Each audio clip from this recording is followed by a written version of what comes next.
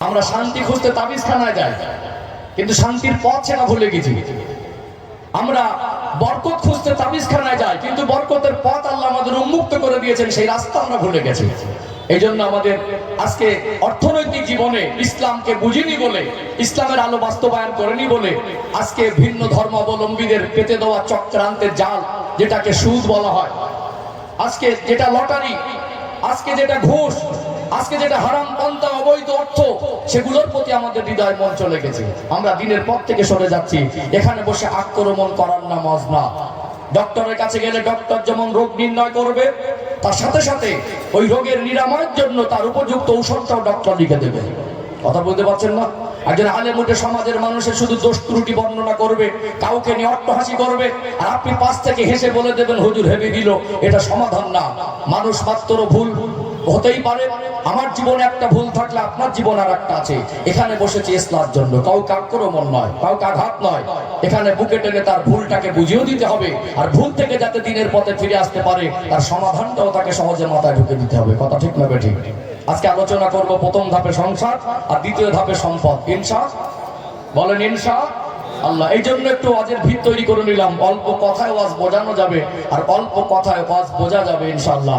ওলামায়ে কেরামরা আছেন তো, মুর্শিদাবাদ জেলার কিছু কিছু মাহফিলে যোগ্য ব্যক্তিরা সভাপতি থাকে। এসব জায়গায় কথা বলে একটা তৃপ্তি পাওয়া যায়। কি বলেন? হ্যাঁ, একটা হাদিস পড়েছি খুতবার ভিতরে, এইটা একটু 2 মিনিট একটু ক্লিয়ার করে নেই। আল্লাহ নবী সাল্লাল্লাহু আলাইহি সাল্লাম বলেন, আকমালুল ঈমানা আহসানুহুম খুলুকা, তোমাদের মধ্যে ওই ব্যক্তি প্রকৃত ঈমানদার যার আখলাক চরিত্র ভালো। আমরা পোশাকের পরিচর্যা করি, চেহারার পরিচর্যা করি, আদর্শ, নীতি, নৈতিকতা, মানবতা, মনুষ্যত্ব, আখলাক, বিবেক, এগুলো যখন কালিমা লিপ্ত হয়ে যায়, সেগুলোকে চকচকে ঝকঝকে করার চেষ্টা করি না। কোথাও একটা অনুষ্ঠান বাড়ি যাচ্ছেন, বিয়ে বাড়ি যাচ্ছেন, দেখাশোনা অনুষ্ঠানে যাচ্ছেন, হঠাৎ যদি একটু কাদার টুকরা ছিটিয়ে চেহারায় লাগে, অস্বস্তি কাজ করে না? 10 মিনিট সহ্য হয় না, মনে হয় 10 সেকেন্ডের মধ্যে পরিষ্কার করে ধুয়ে ফেলি। চেহারায় একটু কাদা লেগে গেলে 10 মিনিটের মধ্যে ধুয়ে ফেলি। পোশাকে একটু নোংরা লেগে গেলে ওটাকে ধৌত করে পরি, না হয় আলাদা পরি। একটু বেশি ময়লা হয়ে গেলে 1 দিন 2 দিন 3 দিন পর সেটা পরিষ্কার করি। আমরা আমাদের আখলাক চরিত্র, ঈমান আমল যখন দাগ লেগে যায়, সেগুলো আমাদের পরিষ্কার করা হয় না। চেহারা যদি দেখতে কালো হয়, পোশাকটা যদি তালি দেওয়া হয়, আমাদের আখলাক চরিত্রের যদি ইসলামের আলো বাস্তবায়ন হয়, আল্লাহর কাছে প্রিয় হওয়া যায়। কথা ঠিক না বেঠিক? ধাপে ধাপে আগে বাড়ি। প্রথম ধাপটা আমি শুরু করি, পরবর্তী ধাপে সময় পেলে ইনশাআল্লাহ যতটা পারি বলবো ইনশাআল্লাহ। সোনার মানিকেরা, নওজোয়ান তরুণেরা, ও মুর্শিদাবাদ জেলা সোনা ময়না যুবকেরা, আব্বার মায়েরা, আল্লাহ পবিত্র কালাম কুরআনুল কারীমে সূরাতুল বাকারার 208 নম্বর আয়াতের মধ্যে জানিয়ে দেন, ইয়া আইয়ুহাল্লাযীনা আমানু, হে বিশ্বাসী বান্দা বান্দিরা, উদখুলু ফিস সিলমি কাফা, তোমরা পরিপূর্ণরূপে ইসলামের মধ্যে প্রবেশ করো। পরিপূর্ণরূপে ইসলামের মধ্যে প্রবেশ করার অর্থ হলো মন মর্জি চলা যাবে না, ইচ্ছা মতো চলা যাবে না, যা ইচ্ছা তাই করতে পারবো না। আল্লাহ পাকের কথা মতো, আমাদের নূর নবী, দয়ার নবী, মায়ার নবীর কথা মতো জীবনটাকে অতিবাহিত করতে হবে। যেহেতু আমার আলোচনার বিষয়বস্তু প্রথম ধাপ হলো সংসার, এই সাংসারিক জীবনটাকে একটু ক্লিয়ার করে ব্যাখ্যা করার চেষ্টা করি। দুনিয়াতে আমরা মানুষ, আমাদের জীবনে অনেক রকম সম্পর্ক আছে। বাপ বেটার সম্পর্ক, চাচা ভাতিজার সম্পর্ক, আপন ভাইয়ের সঙ্গে আপন ভাইয়ের সম্পর্ক, ভাই বোনের সম্পর্ক, শাশুড়ি জামাইয়ের সম্পর্ক। একটা মানুষ তার জীবনে যত সম্পর্ক আছে, এর মধ্যে একটা সম্পর্কের নাম হলো স্বামী আর স্ত্রী। এই সম্পর্কের উৎপত্তি দুনিয়ায় নয়, এই সম্পর্কের উৎপত্তি হলো আল্লাহ পাকের জান্নাতের ভিতরে। আর মনুষ্য জাতি জীবনের প্রথম সম্পর্কের নাম হলো স্বামী আর স্ত্রী।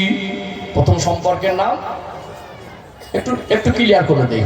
সর্বপ্রথম আল্লাহ পাক আদম আলাইহিস সালামকে জান্নাতে বানালেন। কজন ছিলেন? প্রথমে একা ছিলেন। তিনি যখন একাই ছিলেন, তার জীবনে কোনো সম্পর্ক ছিল? কোনো সম্পর্ক ছিল না। জান্নাতি নিয়ামত উপভোগ করার পরেও তিনি কি যেন অভাব অনুভূতি করছেন, মনের খবর কে জানে? রেসপন্স দেন। মনের খবর আল্লাহ জানে। জান্নাতে ঘুমিয়ে পড়লেন, বাম পাজর থেকে বেঁকা হাত নিয়ে মা হাওয়া আলাইহিস সালামকে আল্লাহ বানালেন। ঘুম ভেঙে দৃষ্টি নিক্ষেপ করলেন মা হাওয়া আলাইহিস সালামের দিকে। পরম সুন্দরী একজন নারী জান্নাতে ঘোরাঘুরি করছেন।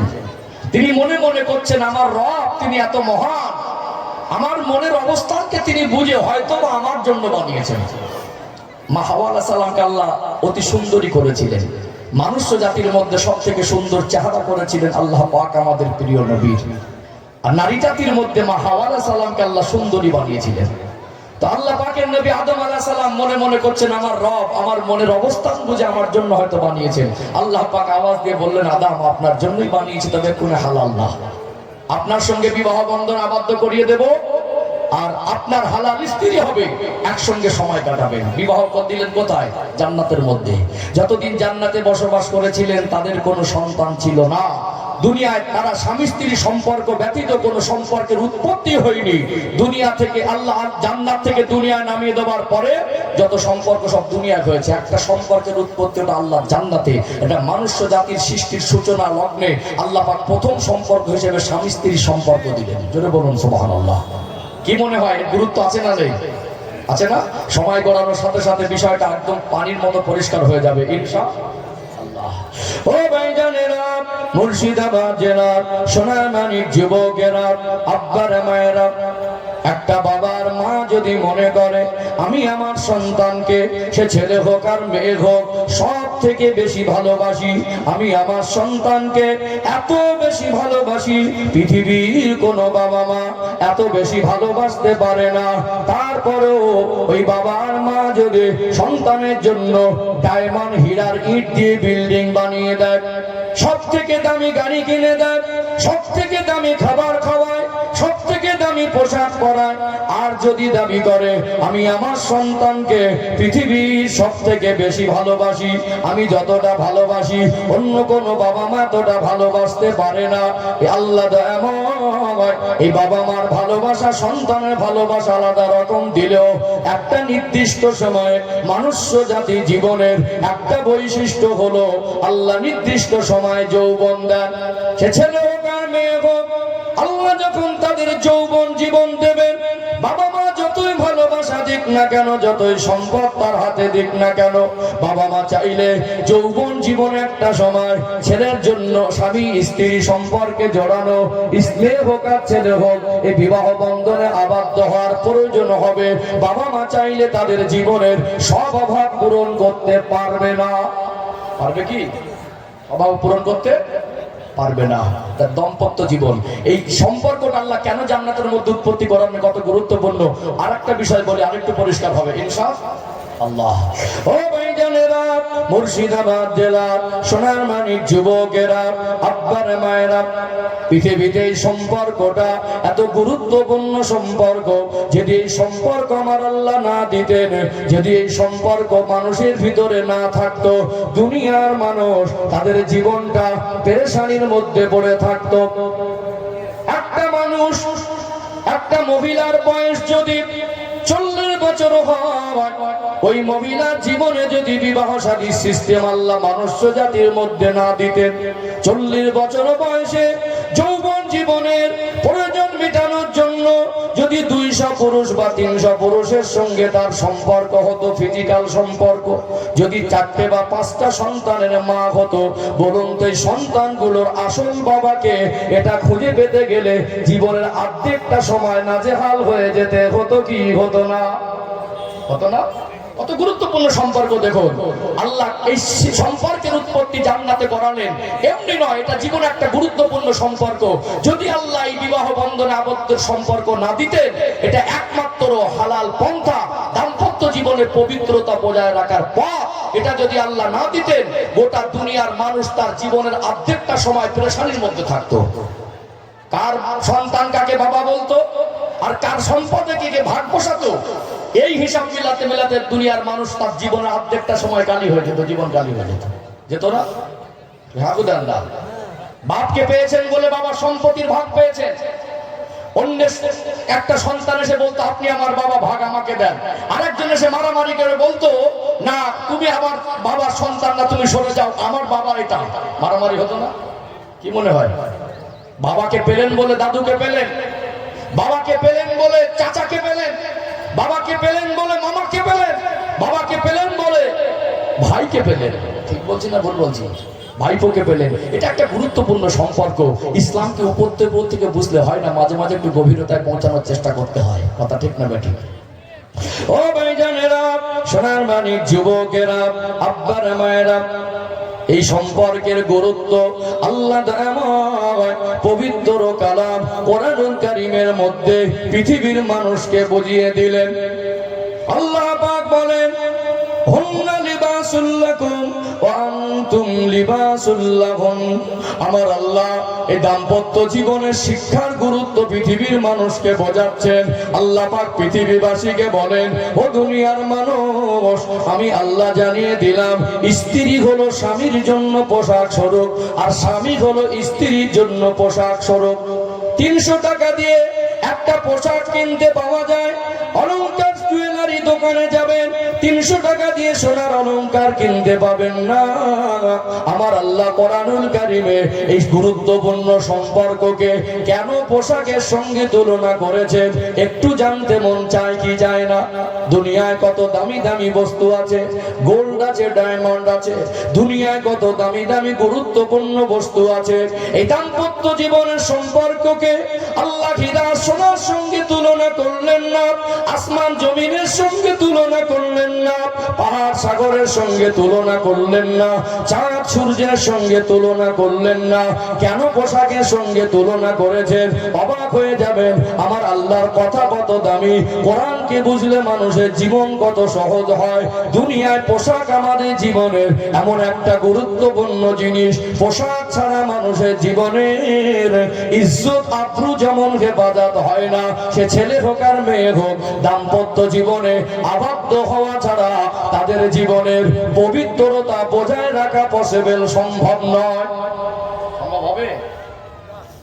পোশাক ছাড়া যেমন ইজ্জত আব্রু হেফাজত সম্ভব হয় না, নির্দিষ্ট একটা সময় আল্লাহ পাক যখন যৌবন জীবন দেবেন, সে ছেলে হোক আর মেয়ে হোক, এই দাম্পত্য জীবনের যৌবন জীবনের পরে সূচনা যেটা হয়, এই জীবনে এই সম্পর্কে আবদ্ধ না হলে যৌবন জীবনের পবিত্রতা বজায় রাখা সহজ হতে পারে না। কথা কি বুঝতে পারছেন? আর একটু ক্লিয়ার করি, আর একটু বুঝতে সহজ হয়ে যাবে। আল্লাহর কথা কত দামি, আল্লাহ দয়াময় পোশাকের সঙ্গে কেন তুলনা করলেন? দুনিয়াতে পোশাক আমাদের জীবনের এমন একটা গুরুত্বপূর্ণ জিনিস। মানুষ মাঝে মাঝে একটু ভুল বোঝাবুঝিতে রেগে যায়, রাগ হয়ে যায়, রাগ করে বলে আজকে আমি ভাত খাবো না, রাগ করে বন্ধুকে বলে তোর সঙ্গে সম্পর্ক রাখবো না, আজ থেকে তোর সঙ্গে কথা বলবো না। হয়তো বাবা মা সন্তানকে ভালোর জন্য কখনো শাসন করে, তম্বি করে, হক তাদের অধিকার আছে। একটু বাবা মা বেশি কিছু বললে, অনেক ছেলে মেয়ে আছে ধৈর্য কম, রাগ করে বলে বাড়ি থাকবো না। মানুষ রাগ করে সুসাইড করে, আত্মহত্যার পথ বেছে নেয়। মানুষ রাগ করে ঘর থেকে 2 দিন 2 মাস আলাদা হয়ে দূরে সরে যায়। মানুষ রাগ করে বন্ধুত্বের সম্পর্ক ছিন্ন করে দেয়। মানুষ রাগ করে সুসাইড, আত্মহত্যার পথ বেছে নেয়। মানুষকে কি দেখেছেন রাগ করে পোশাক থেকে আলাদা হতে? দেখেছেন কি? পোশাক এমন একটা জিনিস, রাগ করে পোশাক থেকে আলাদা হওয়া যায় না। এটা খুব ক্লোজ জিনিস, শরীরের সঙ্গে মিশে থাকে। আল্লাহ বোঝালেন দাম্পত্য জীবনের সম্পর্কটা খুব কাছাকাছি জিনিস, এর ভিতরে একটা প্রাইভেসি আছে, একটা মধুময় গোপনীয়তার সম্পর্ক।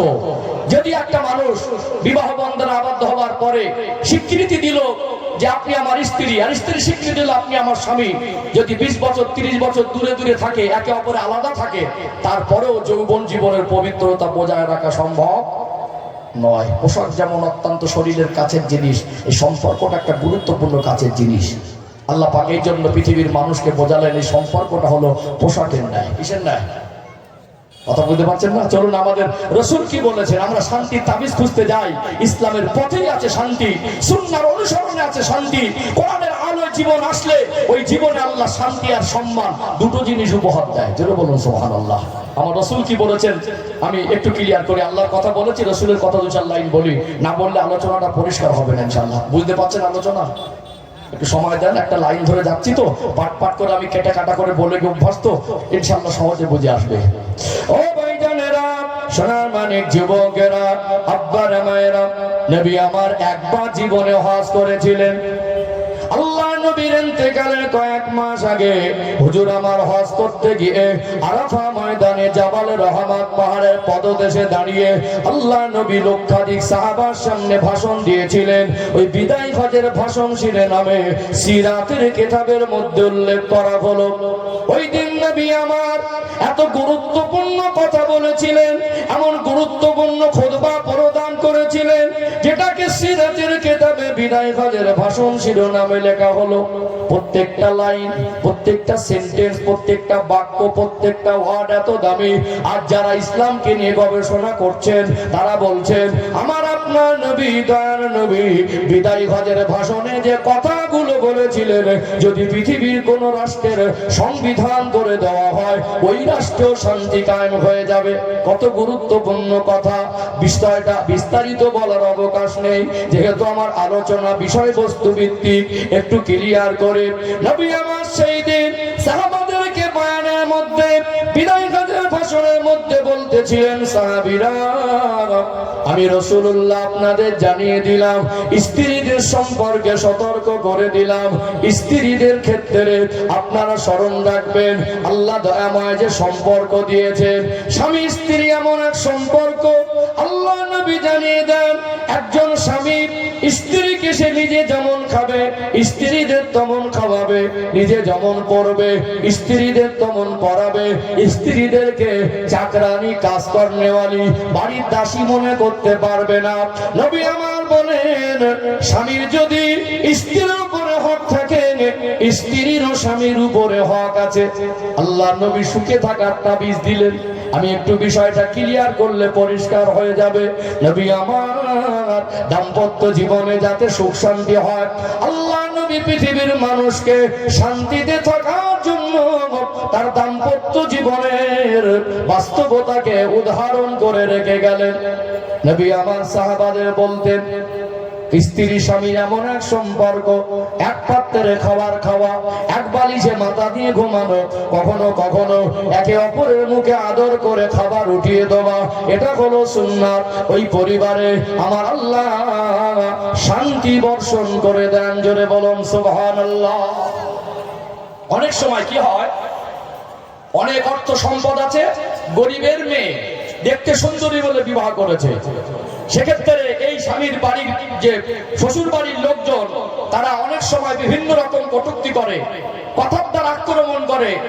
গরিবের বাচ্চা, ফকিরের বাচ্চা, তোর বাপের বাড়ি কি আছে, বাপের গেলে তোর দেখিসনি, বাপের জন্মে দেখিসনি, এখানে সে সব সুখ শান্তি পেয়ে গেলি, বিভিন্ন রকম তুচ্ছ তাচ্ছিল্য করে না? হ্যাঁ, করে না? ইসলাম বলছে স্ত্রী হিসাবে যখন তাকে গ্রহণ করেছেন, তুচ্ছ তাচ্ছিল্য আপনার জন্য পারমিশন নেই। বাড়ির চাকরানি না, দাসী না, কাজ কর্মওয়ালি না। আল্লাহ নবী বলছেন তুমি যেমন খাবে তোমার স্ত্রীর খাবার মানটা যেন সামঞ্জস্য থাকে, তুমি যেমন পড়বে তোমার স্ত্রীর পোশাকে যেমন সামঞ্জস্য থাকে। নিজে অনেক টাকা পয়সা মাল সম্পদ, সমাজের বড় নামকরা মানুষ, সম্মানী মানুষ, পরিচিত মানুষ, ওই মানুষটা হয়তো বললো, এই গরিবের বাচ্চা তোকে যা দেবো তুই তাই করবি, এটা পড়বি তো পড়, না পড়বি তো না পড়। এরকম মাঝে মাঝে চিত্র ঘটে কি ঘটে না? আমার মতো আমি বলবো তাকে তুচ্ছ তাচ্ছিল্য নজরে দেখবো। একটা মানুষ তার জীবনটা একসঙ্গে পথ চলা, একে অপরের উভয় মনে করে বাকি জীবনটা একসঙ্গে কাটাবো, একটা মানুষ তাকে তুচ্ছ তাচ্ছিল্য করে, ছোট করে, তাদের হৃদয় থেকে মনের সেই মিল হতে পারে না। এই জন্য অনেক সময় আমার মনে হয় আমি চলে গেলাম হোটেলে, সেখানে গিয়ে মন পছন্দের খাবার খেয়ে আসলাম, বাড়িতে তাদের কি খাবার হবে মন পছন্দের তার কেউ ইচ্ছা আছে কিনা, আমার অভাব পয়সা থাকার পরে আমি আমার মতো খাই, বাড়িতে একেবারে কোনো রকম ভাবে না আনার মতো এনে দিলাম, খাবে তো খাওয়ার, না খাবে তো যা পারো করো। এটা ইসলাম শিক্ষা নয়। কথা কি বুঝতে পারছেন? ও ভাইজানেরা, সোনার মানে যুবকেরা, আব্বারা মায়েরা, কেন এক পাত্রে খেতে বসবেন, এক বালিশে মাথা দিয়ে ঘুমাবেন, কেন একে অপরের মুখে আদর করে খাবার উঠিয়ে দিবেন? এই সম্পর্ক এক সঙ্গে পথ চলা, মাঝে মাঝে মান অভিমান, মাঝে মাঝে ভুল বোঝাবুঝি, মাঝে মাঝে একে অপরের সঙ্গে একটু লাগালাগি ঠোকাঠুকি হতেই পারে, এটা অস্বাভাবিক নয়। যদি এক পাত্রে খেতে বসে, এক বালিশে মাথা দিয়ে ঘুমায় আর আদর করে একে অপরের মুখে খাবারটা উঠিয়ে দেয়, এই মান অভিমান ভুল বোঝাবুঝি রাগারাগিটা লং টাইম থাকবে না, সংসারের সম্পর্কে ফাটল বাড়বে না, বরং অল্প সময়ের মধ্যে মিশে যাওয়ার সম্ভাবনা আছে না নেই? আজকে সেই সম্পর্ক ইসলামের দেখিয়ে দেওয়া শিক্ষাগুলো আমরা মেনে নিতে পারিনি, ইসলামের পথে আমরা প্রতিষ্ঠিত হতে পারিনি। আজকে সংসারগুলোর অবস্থা দেখুন কেমন জটিল ফাটল। শ্বশুর বাড়িতে যা কিছু হয়, সন্ধ্যাবেলা দুপুরবেলা বাপের বাড়ি ফোন যায়, ভালো হয়ে যায়। শ্বশুর বাড়ি যদি ঘটনা তিল হয়, বাপের বাড়ি খবর যায় তাল। একজন মেয়ে সংসার করছে, শ্বশুর বাড়ি যা কিছু হয় সবকিছু মায়ের কাছে শেয়ার করে, মায়ের কাছে বলে। ওখান থেকে কিছু কিছু মা তার মেয়েকে ডিরেকশন দেয়। এই মার মেয়ের যুক্তির কারণে সংসারগুলো নষ্ট হওয়ার সম্ভাবনা আজকে দিনে বর্তমান সময়ে বেড়ে গেছে না কমে গেছে? বেড়ে গেছে না কমে গেছে? স্বামী স্ত্রীর একটা একান্ত একটা গভীর সম্পর্কের ব্যাপার, এটা চাপ দেওয়ালের মধ্যে থাকার কথা। এই চাপ দেওয়ালটা টোপকে এখন 48 দেওয়াল হয়ে গেছে, গেছে না যায়নি? এখানে এটাই বিষয়টা স্টপ করছি। আমরা যারা পুরুষ মানুষ আছি না, আমাদের জীবনের বাস্তবতাটা না বোঝালে দাম্পত্য জীবনের শিক্ষাটা পরিষ্কার হবে না ইনশাআল্লাহ। আমাদের যারা পুরুষ মানুষ আমাদের বাস্তবতাটা একটু তুলে ধরি ইনশাআল্লাহ। সম্পর্কের গুরুত্ব বুঝিয়েছি, কোরআন এবং হাদিস থেকে কিছু শিক্ষামূলক কথা তুলেছি। আমরা পুরুষ মানুষ আমাদের জীবনের বাস্তবতাটা একটু তুলে ধরি, আলোচনার রূপ আরো পরিষ্কার হবে ইনশাআল্লাহ। বুঝতে পারছেন আমার আলোচনা? ও ভাইজানেরা, সোনার মানিক যুবকেরা, আব্বারা মায়েরা, আমরা যারা পুরুষ মানুষ আছি, আল্লাহ দয়াময় আমার আপনার মেজাজকে এমন করে দিয়েছেন, একজন পুরুষ মানুষ সে খুশি মনে সংসারের বোঝাটা কাঁধে উঠিয়ে নেয়। বলুন তো সংসারের বোঝা কার ঘাড়ে? পুরুষ মানুষের ঘাড়ে। পরিবারের মানুষ কিভাবে ভালো থাকবে? বাবা মা বার্ধক্য জীবনে পৌঁছে গেছেন, আগের মতো তাদের শরীরে শক্তি নেই, খাটবার ক্ষমতা নেই। বাবা মা কিভাবে শান্তিতে থাকবে? স্ত্রী কিভাবে সন্তুষ্ট থাকবে? ভাই বোন কিভাবে খুশি থাকবে? সোনার মানিক কলিজার টুকরা বাচ্চাগুলো কিভাবে ভবিষ্যৎ তাদের ভালো হবে? একজন পরিবারের গার্জেন, একজন পুরুষ মানুষ সংসারের বোঝা টাকা দিয়ে উঠিয়ে নেয়। কত কষ্ট তাকে করতে হয়। 8 ঘন্টা মাঠে কাজ করা, রাজমিস্ত্রি জোগাড়ে কাজ করা, 50 কিলো ওজন সিমেন্টের বস্তাগুলো মাথায় ওঠানো, মাটি কাটা কাজ করা, রক্ত পানি হয়ে যায়, ঘামগুলো গড়িয়ে গড়িয়ে জমিনে পড়ে যায়। কখনো এমন পরিস্থিতি হয় গেঞ্জিটা এতটা ভিজে যায়, পোশাকটা এতটা ঘামে ভিজে যায়, মনে হয় নিংড়ালে ঘাম বের হবে। এত কষ্ট করে একজন পুরুষ মানুষ পরিবারের মুখের হাসি মুখটা দেখতে চায় কি চায় না? সোনার মানিক বাচ্চাদের ছেড়ে দূরে যেতে মন চায় না। পরিবার যাতে ভালো থাকে, সংসারের বোঝাটা নিজের মাথায়। এই জন্য দেশে কাজ না হলে বিদেশে বাড়ি দেয়, নিজ রাজ্যে কাজ না পেলে ভিন্ন রাজ্যে বাড়ি দেয়। সেখানে গিয়ে কখনো মশার কামড়, সেখানে গিয়ে কখনো আরামদায়ক জায়গা পায় না। বর্তমান ভারতবর্ষের সিচুয়েশনে অন্য জায়গায় গিয়ে সেখানে ব্যবসা করাটা বর্তমান সময় কঠিন হয়ে পড়েছে না পড়ে নাই? এত কষ্ট, এত পরিশ্রম কিসের জন্য? পরিবার যাতে ভালো থাকে, সবাইকে খুশি মুখ হাসি মুখ দেখতে চায়। তারপরে বলুন এই সংসারের বোঝাটা ভারী না হালকা? কি মনে হয়? ভারী না হালকা? শুধু ভারী না, অনেক ভারী। দুটো বিষয় তুলে ধরি, পরিষ্কার হয়ে যাবে। দেখবেন বার্ধক্য জীবনে পৌঁছে গেলেন তো, এখন বাবার মা তাদের সন্তানের কাছে টাকা পয়সা চাওয়ার অধিকার আছে না নেই? হ্যাঁ দেন, 1000 বার আছে। আমি যেহেতু আমার আলোচনার বিষয়টা আলাদা বলে আমি ব্যাক লাইনে যেতে পারছি না। একটা বাচ্চা যদি বছরে 25,000 টাকা একটা মানুষের খাওয়া পারপাস দেয় হয়, কত টাকা? 25,000।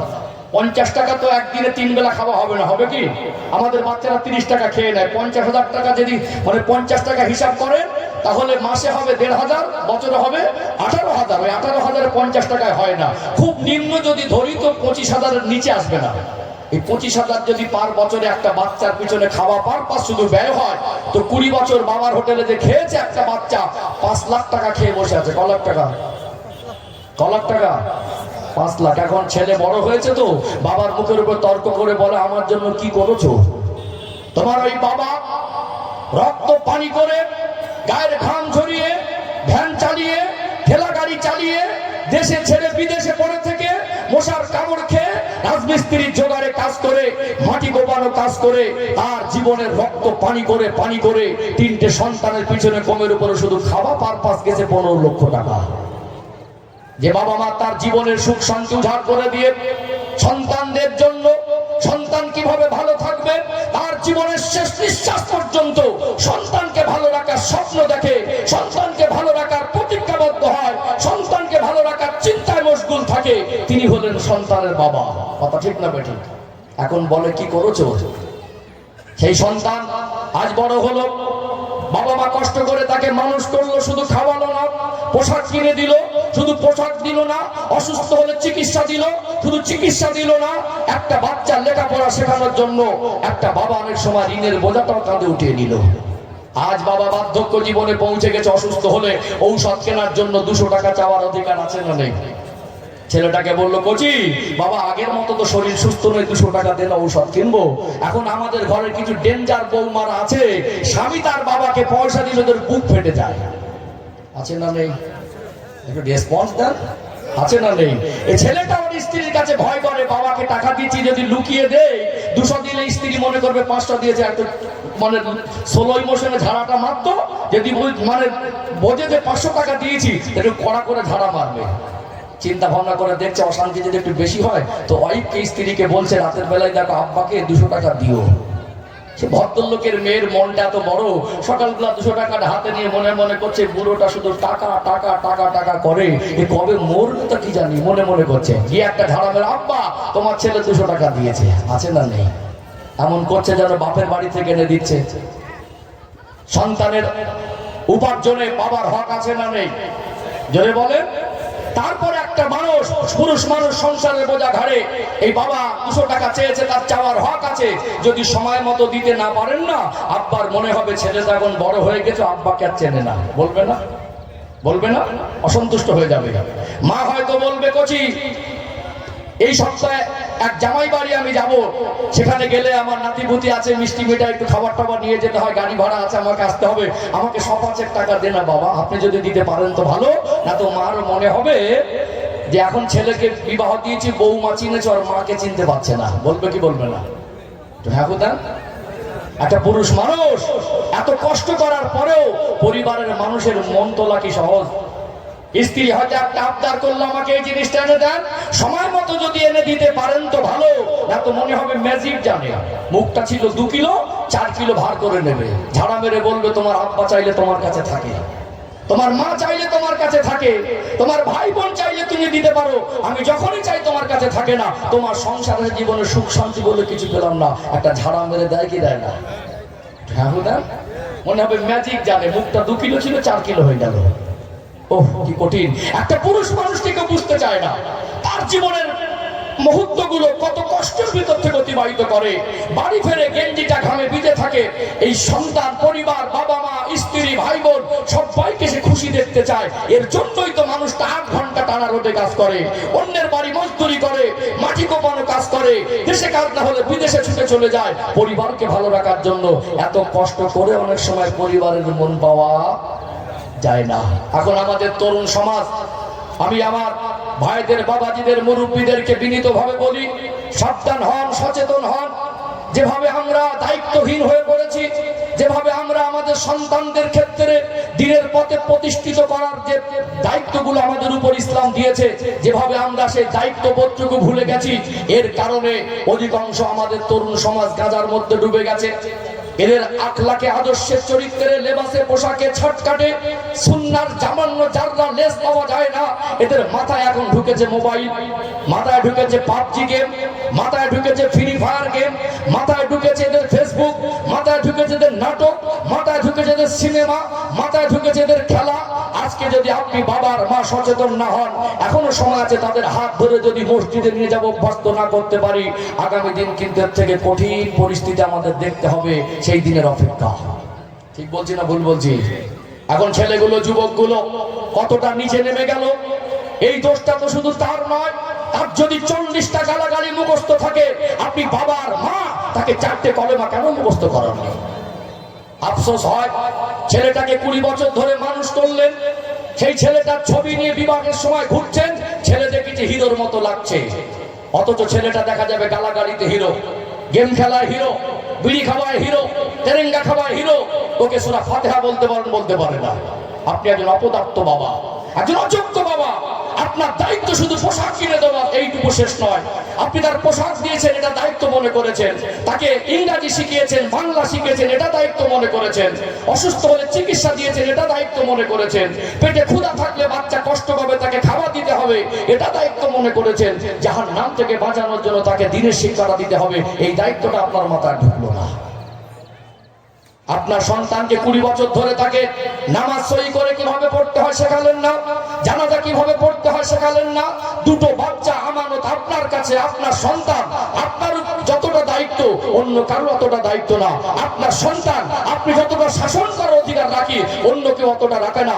আপনার সন্তান সে কষ্ট পেলে আপনি যতটা কষ্ট পাবেন, অন্য কেউ অতটা কষ্ট পাবে না। আপনার সন্তান আপনার উপরে দায়িত্ব যতটা বেশি, আমি হুজুর আমার উপর অতটা বেশি দায়িত্ব না। 20 বছর ধরে তাকে আপনি সূরা ফাতিহা শেখাতে পারলেন না।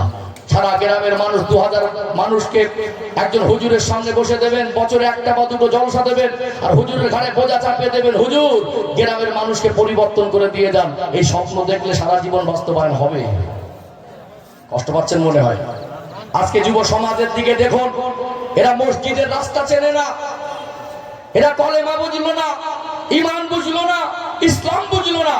এরা নাটক বুঝলো, সিনেমা বুঝলো, গান বুঝলো, খেলা বুঝলো। আজকে একটা যুবক ছেলের 20 বছর বয়স, ওই ছেলেটার মাথায় ঢুকে যখন মোবাইল, বন্ধু বান্ধব ক্লাসমেট একসঙ্গে বসা করে, ও আব্বাকে এসে বলছে, আব্বা আমাকে একটা মোবাইল কিনে দিতে হবে। আমার আল্লাহ স্মৃতি ঠিক রেখে চজের লাইন বলে দেন, একদম মেপে কথা বলা মানুষ। আমি বলছিলাম না, পুরুষ মানুষ কষ্ট করেও সংসারের বোঝাটা অতটা হালকা, হালকা না ভারী, অতটা হালকা না। এই ছেলেটা যদি 20 বছর বয়স বাবার কাছে একটা মোবাইল চায়, আপনি দিতে পারেন তো ভালো, না তো একটা ধারা মেরে বলবে আমার আব্বা আমাকে ভালোবাসে না। বলবে কি বলবে না? মেয়েটার 2 মাসের টিউশনির পয়সা বাকি, ও আব্বার কাছে এসে বলছে, আব্বা 2 মাসের তো টাকা বাকি, স্যার বলছে এই মাসে টাকা দিলে পড়াবে না, যদি সময় মতো আপনি দিতে পারেন তো ভালো। না তো মেয়েটাও বলবে, না পড়াবে তো বলে দেন না, আমার মান সম্মান লাগছে, আমি পড়তে যাবো না। বাবাকে না দিতে পারলে বাবা রাগ করে, মাকে না দিতে পারলে মা কষ্ট পায়, স্ত্রীকে না দিতে পারলে সে ঝাড়া মারে, ছেলের মোবাইলটা কিনে দিতে পারলে সে রাগ করে, মেয়েকে না কিনে দিতে পারলে সেও আর এক রকম রাগ করে। একজনই তো পুরুষ মানুষ, সংসারের বোঝা, এটা কি একেবারে হালকা নাকি? এত কষ্ট করে অনেক সময় পরিবারের মানুষের মন ওঠে না। চলুন এটা একটা দিক, আরেকটু ক্লিয়ার করি, আরেকটু পরিষ্কার হবে ইনশাআল্লাহ। বুঝতে পারছেন আপনারা আমার কথা? হ্যাঁ, একটু তাকবীর দেন তো, না রে তাকবীর। খিদে লেগেছে না ঘুম লেগেছে? হ্যাঁ, মুর্শিদাবাদ জেলার মানুষ, এটা নবাবের দেশ। হ্যাঁ, আপনাদের মনের মধ্যে তো একটা ইমানি পাওয়ার আছে। এতগুলো মানুষ আমরা এখানে আছি, এখানে ঝিমিয়ে কেন? আপনি এখানে বসে মন থেকে, হৃদয় থেকে আল্লাহকে আল্লাহ বলে ডাকবেন, আল্লাহু আকবার ধ্বনি তুলবেন, এখানে মানুষই হবে। বাজার করতে গেলেন, হাট করতে গেলেন, মার্কেটে অনেক লোক বেশি, একা যদি চিৎকার মেরে আল্লাহু আকবার বলে ওঠেন, কেউ বলবে মনে হয় পাগল হয়ে গেছে। এক এক সপ্তাহে তো গালি দেন, গীবত করেন, পরচর্চা করেন, কত অনর্থক কথা বলি। আল্লাহ বলা সৌভাগ্য অনেকের হয় না। এই জায়গাটা আল্লাহ বলার পরিবেশ। আপনার চতুর্পাশে ডাইনে বামে যারা বসে আছে, তারা আল্লাহ বলে অভ্যস্ত হওয়া মানুষ। আল্লাহ ওয়ালাদের সোহবাতে বসেছেন, আল্লাহ বলনে ওয়ালাদের সোহবাতে বসেছেন। যেখানে যে পরিবেশে বলে আল্লাহ বলা সহজ হয়, সেই পরিবেশে বসেও যদি আপনাদের ঠেলা মেরে আপনাদের পেশার দিয়ে আল্লাহ বলাতে হয়, এখানে যদি বলতে না পারেন, কোথায় গিয়ে আপনার জন্য বলা সহজ হবে? আওয়াজ দেন তো, না রে তাকবীর। পারে সব, আরেকটা আওয়াজ দেন, না রে তাকবীর, লিল্লাহি তাকবীর, দ্বীন ইসলাম, না রে তাকবীর। আলহামদুলিল্লাহ। একটু অ্যাক্টিভিটি না থাকলে না যেন একা একা মনে হয়। আমার তো মেপে কথা বলা। চলুন, এই সংসারের বোঝা বোঝাচ্ছিলাম, মনে আছে? সংসারের বোঝাটা হালকা না। একজন পুরুষ মানুষ তার জীবনের কষ্ট করেও পরিবারের মানুষের মন তোলা অতটা সহজ না। এটা একটা দিক। আর একটা দিক তুলে ধরি, আরো কতটা ভারী, আরেকটু পরিষ্কার হয়ে যাবে ইনশাআল্লাহ। ও ভাইজানেরা, মুর্শিদাবাদ জেলা সোনার মানিক যুবকেরা, আব্বারা মায়েরা, এই সংসারের বোঝা একটা পুরুষ মানুষের ঘাড়ে। একজন পুরুষ মানুষ, আল্লাহ দয়াময়, তার মেজাজ কেমন করে দিয়েছেন। আমরা যারা পুরুষ মানুষ খুশি মনে সংসারের বোঝা মাথায় উঠিয়ে নিয়েছি। বলুন তো দেখি, এই সংসারের বোঝা বহন করতে গিয়ে মাঝে মাঝে ঋণের বোঝা ঘাড়ে চাপে কি যাবে না? ঋণ হয়ে যায়। একটা মানুষ যখন ঋণী হয়ে যায় তার মাথায় দুশ্চিন্তা হয়।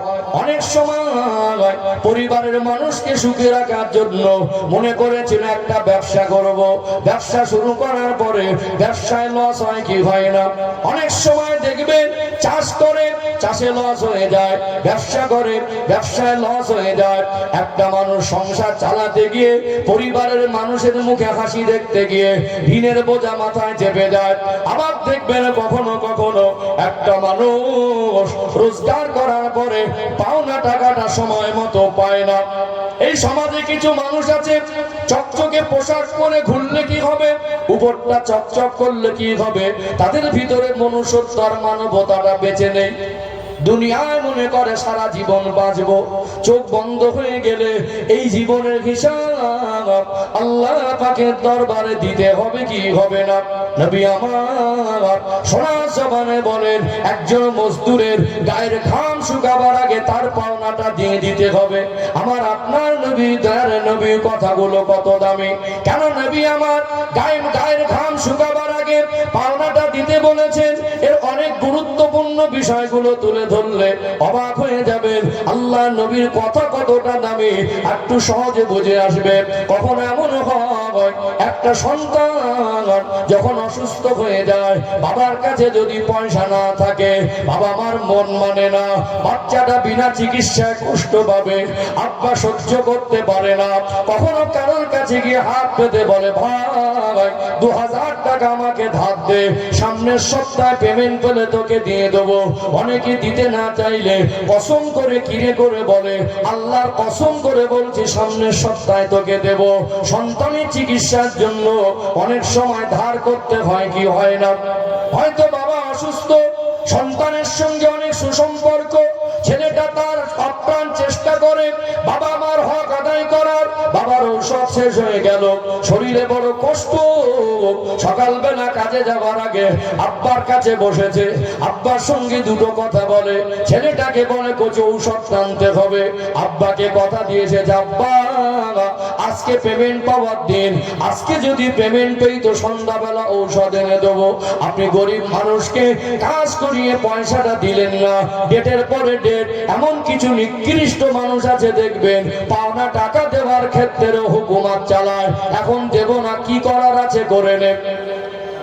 আপনার কারণে সময় মতো পেমেন্ট না দেওয়ার কারণে তার একটা ভালো বন্ধু, তার সঙ্গে বন্ধুত্ব নষ্ট হয়, ওয়াদা খেলাফ হয়ে যায়। ওই সন্তানটা বাবার সামনে দাঁড়াতে পারে না, ঔষধ নিয়ে বাড়ি ফিরবে বলেছিল, হয় কি হয় না? অনেক সময় মতো পাওনা টাকা দিতে না পারলে একটা মানুষ তার সম্মান মর্যাদা আছে, বাজারের লোকের সামনে যদি ছোট বড় কথা বলে, মান সম্মানে আঘাত দিলে মনের মধ্যে কষ্ট হয় কি হয় না? হাজারো টেনশন রাখ, মনের কষ্টটা মনে হজম করতে হয়। আর এক শ্রেণীর মানুষ আছে বলে টাকা এখন দেব না, কি করার আছে করে নেন। মনে রাখবেন এটা হলো বান্দার হক। আল্লাহ যদি আপনাকে অর্থ দেন, 70 বার যদি হজ আদায় করেন, 70টা মসজিদ যদি বানিয়ে দেন, তাহাজ্জুদের নামাজ, এই নামাজে দাঁড়িয়ে দাঁড়িয়ে দাঁড়িয়ে দাঁড়িয়ে যদি ভোরে পর্যন্ত জীবন অতিবাহিত করেন, প্রতিনিয়ত তাহাজ্জুদে কেঁদে কেঁদে যদি চোখের পানিতে নামাজের মশাল্লা ভিজিয়ে দেন, আপনি কোন গরিব মানুষকে কাজ করিয়ে তার পাওনা টাকাটা দিলেন না, 70 বারের হজের নেকি, 70টা মসজিদ বানানোর নেকি, আর তাহাজ্জুদের নামাজের চোখের পানি আপনাকে জান্নাতে সহজে পৌঁছে দিতে পারবে না। এই জন্য একজন মানুষকে পাওনাদারকে সময় মতো দিয়ে দিতে হবে, উল্টো হুকুমত চালানো যাবে না। আবার দেখবেন এই সমাজে কিছু মানুষ আছে মনটা অনেক ছোট, একটা মানুষকে কাজ করানোর জন্য নেওয়ার পরে সারাদিন কুটকুট করে, যত কাজ করে দেয় মন ওঠে না। পরিবারের মানুষ তারা সংসারে ভালো থাকবে এই চিন্তা নিয়ে সকালবেলা উঠেছে, শরীরটা আজকে ভালো না, মনে মনে করে আজকে কাজে না গেলে ভালো হয়, কথা দেওয়া আছে অনেক সময় সেটিং নষ্ট হয়ে যাবে। এই মানুষটা কাজে যাওয়ার পরে প্রচন্ড উদ্দর, শরীরটা অস্বস্তি, শরীরে বড় কষ্ট, মনে মনে হয় একটুখানি যদি আরাম করতাম বসে থাকতাম, কিন্তু সেটিং এর আরো পর্যন্ত বসে না, আমি একা কি করে বসি, এমনি মালিকের মন ওঠে না। এই অসুস্থ শরীর নিয়ে অনেকে কোনো দিন কষ্টের কাজ করে কি করে না, কষ্ট করে বাড়ি ফেরে সব দিন মন মেজাজ একরকম থাকে না, কখনো লস খায় চাষে, কখনো লস খায় ব্যবসায়, কখনো পাওনা টাকা দিতে না পেরে ওয়াদা খেলাপ হয়ে গেলে ছোট বড় কথা বলে। এই মানুষটা যখন পরিশ্রম করে দিনের শেষে বাড়ি ফেরে, বলুন তো দেখি এখানে বাড়ি ফেরার পরে একটু ধৈর্য সবর দরকার আছে না নেই? ইসলাম বলছে এখানে একজন পুরুষ মানুষ বাইরের রাগ টেনশন এটা উগরে দেওয়ার জন্য আপনার স্ত্রীর মা তুলে, আব্বা তুলে, বংশ তুলে, গোষ্ঠী তুলে গালাগালি দেবেন, গালাগালি শুরু করবেন, বন্ধ করবেন না, আর কিছু হলে গায়ে হাত তুলবেন, এটা ইসলামের শিক্ষা নয়। তারপরেও বলবো, আমি পুরুষদের পক্ষে বলছি না, একজন পুরুষ মানুষ সংসারের বোঝা বহন করতে গিয়ে কি সিচুয়েশনের মধ্যে থেকে তার সময় অতিবাহিত হয়, বাড়িতে আসার পরে আনব্যালেন্স হয়ে যাবার সম্ভাবনা আছে না নেই? আছে না নেই? যদিও উচিত সবর করা, স্ত্রীর উপরে নাকটা উগড়াতে গিয়ে তাকে প্রত্যেকদিন বাড়ি এসে গালাগালি দেবেন, কিছু হলে গায়ে হাত তুলবেন, এটা তো ইসলামের শিক্ষা নয়। তারপরেও একটা পুরুষ মানুষ সংসারের বোঝা টানতে গিয়ে তার যা বিভিন্ন রকম ঘাত প্রতিঘাত সহ্য করতে হয়, কখনো কখনো আনব্যালেন্স হয়ে যাওয়ার সম্ভাবনা থেকে যায়। যদি স্বামী কোনোদিন আনব্যালেন্স হয়ে যায়, স্ত্রী কি সহ্য করা উচিত না? কি বলেন? স্ত্রী তো সহ্য করা উচিত। যদি আনব্যালেন্স স্বামী হয়ে গিয়েছে, তাহলে সহ্য করলে অশান্তি হতো না, ঝগড়া হতো না, মারামারি হতো না। আমাদের ঘরে কিছু মায়েরা, মেয়েরা, বৌমারা আছে মারাত্মক ডেঞ্জার। স্বামী বাড়ি এসে যদি কোনোদিন আনব্যালেন্স হয়ে একটা কথা বলে, উল্টে মুখের উপরে চারটে বলে দেয়, আছে না নেই? মুখে মুখে তর্ক করবে, মনে হবে মেশিন চলছে, কার বাবায় মুখ বন্ধ করায়, আর অভিযোগের ক্যাসেট রেডি করে রাখে। শ্বশুর কি বলেছে, শাশুড়ি কি বলেছে, দেওর কি বলেছে, ননদ কি বলেছে, ওই অভিযোগের ক্যাসেট চালিয়ে দেবে, তার মুখ বন্ধ হবে না। স্বামী কষ্ট করে বাড়ি এসেছে, তার সামনে ভালো মুখ নিয়ে দাঁড়ান। যদি কোনোদিন আনব্যালেন্স হয়ে যায়, কখনো স্বামীর রাগটাও হজম করতে হবে।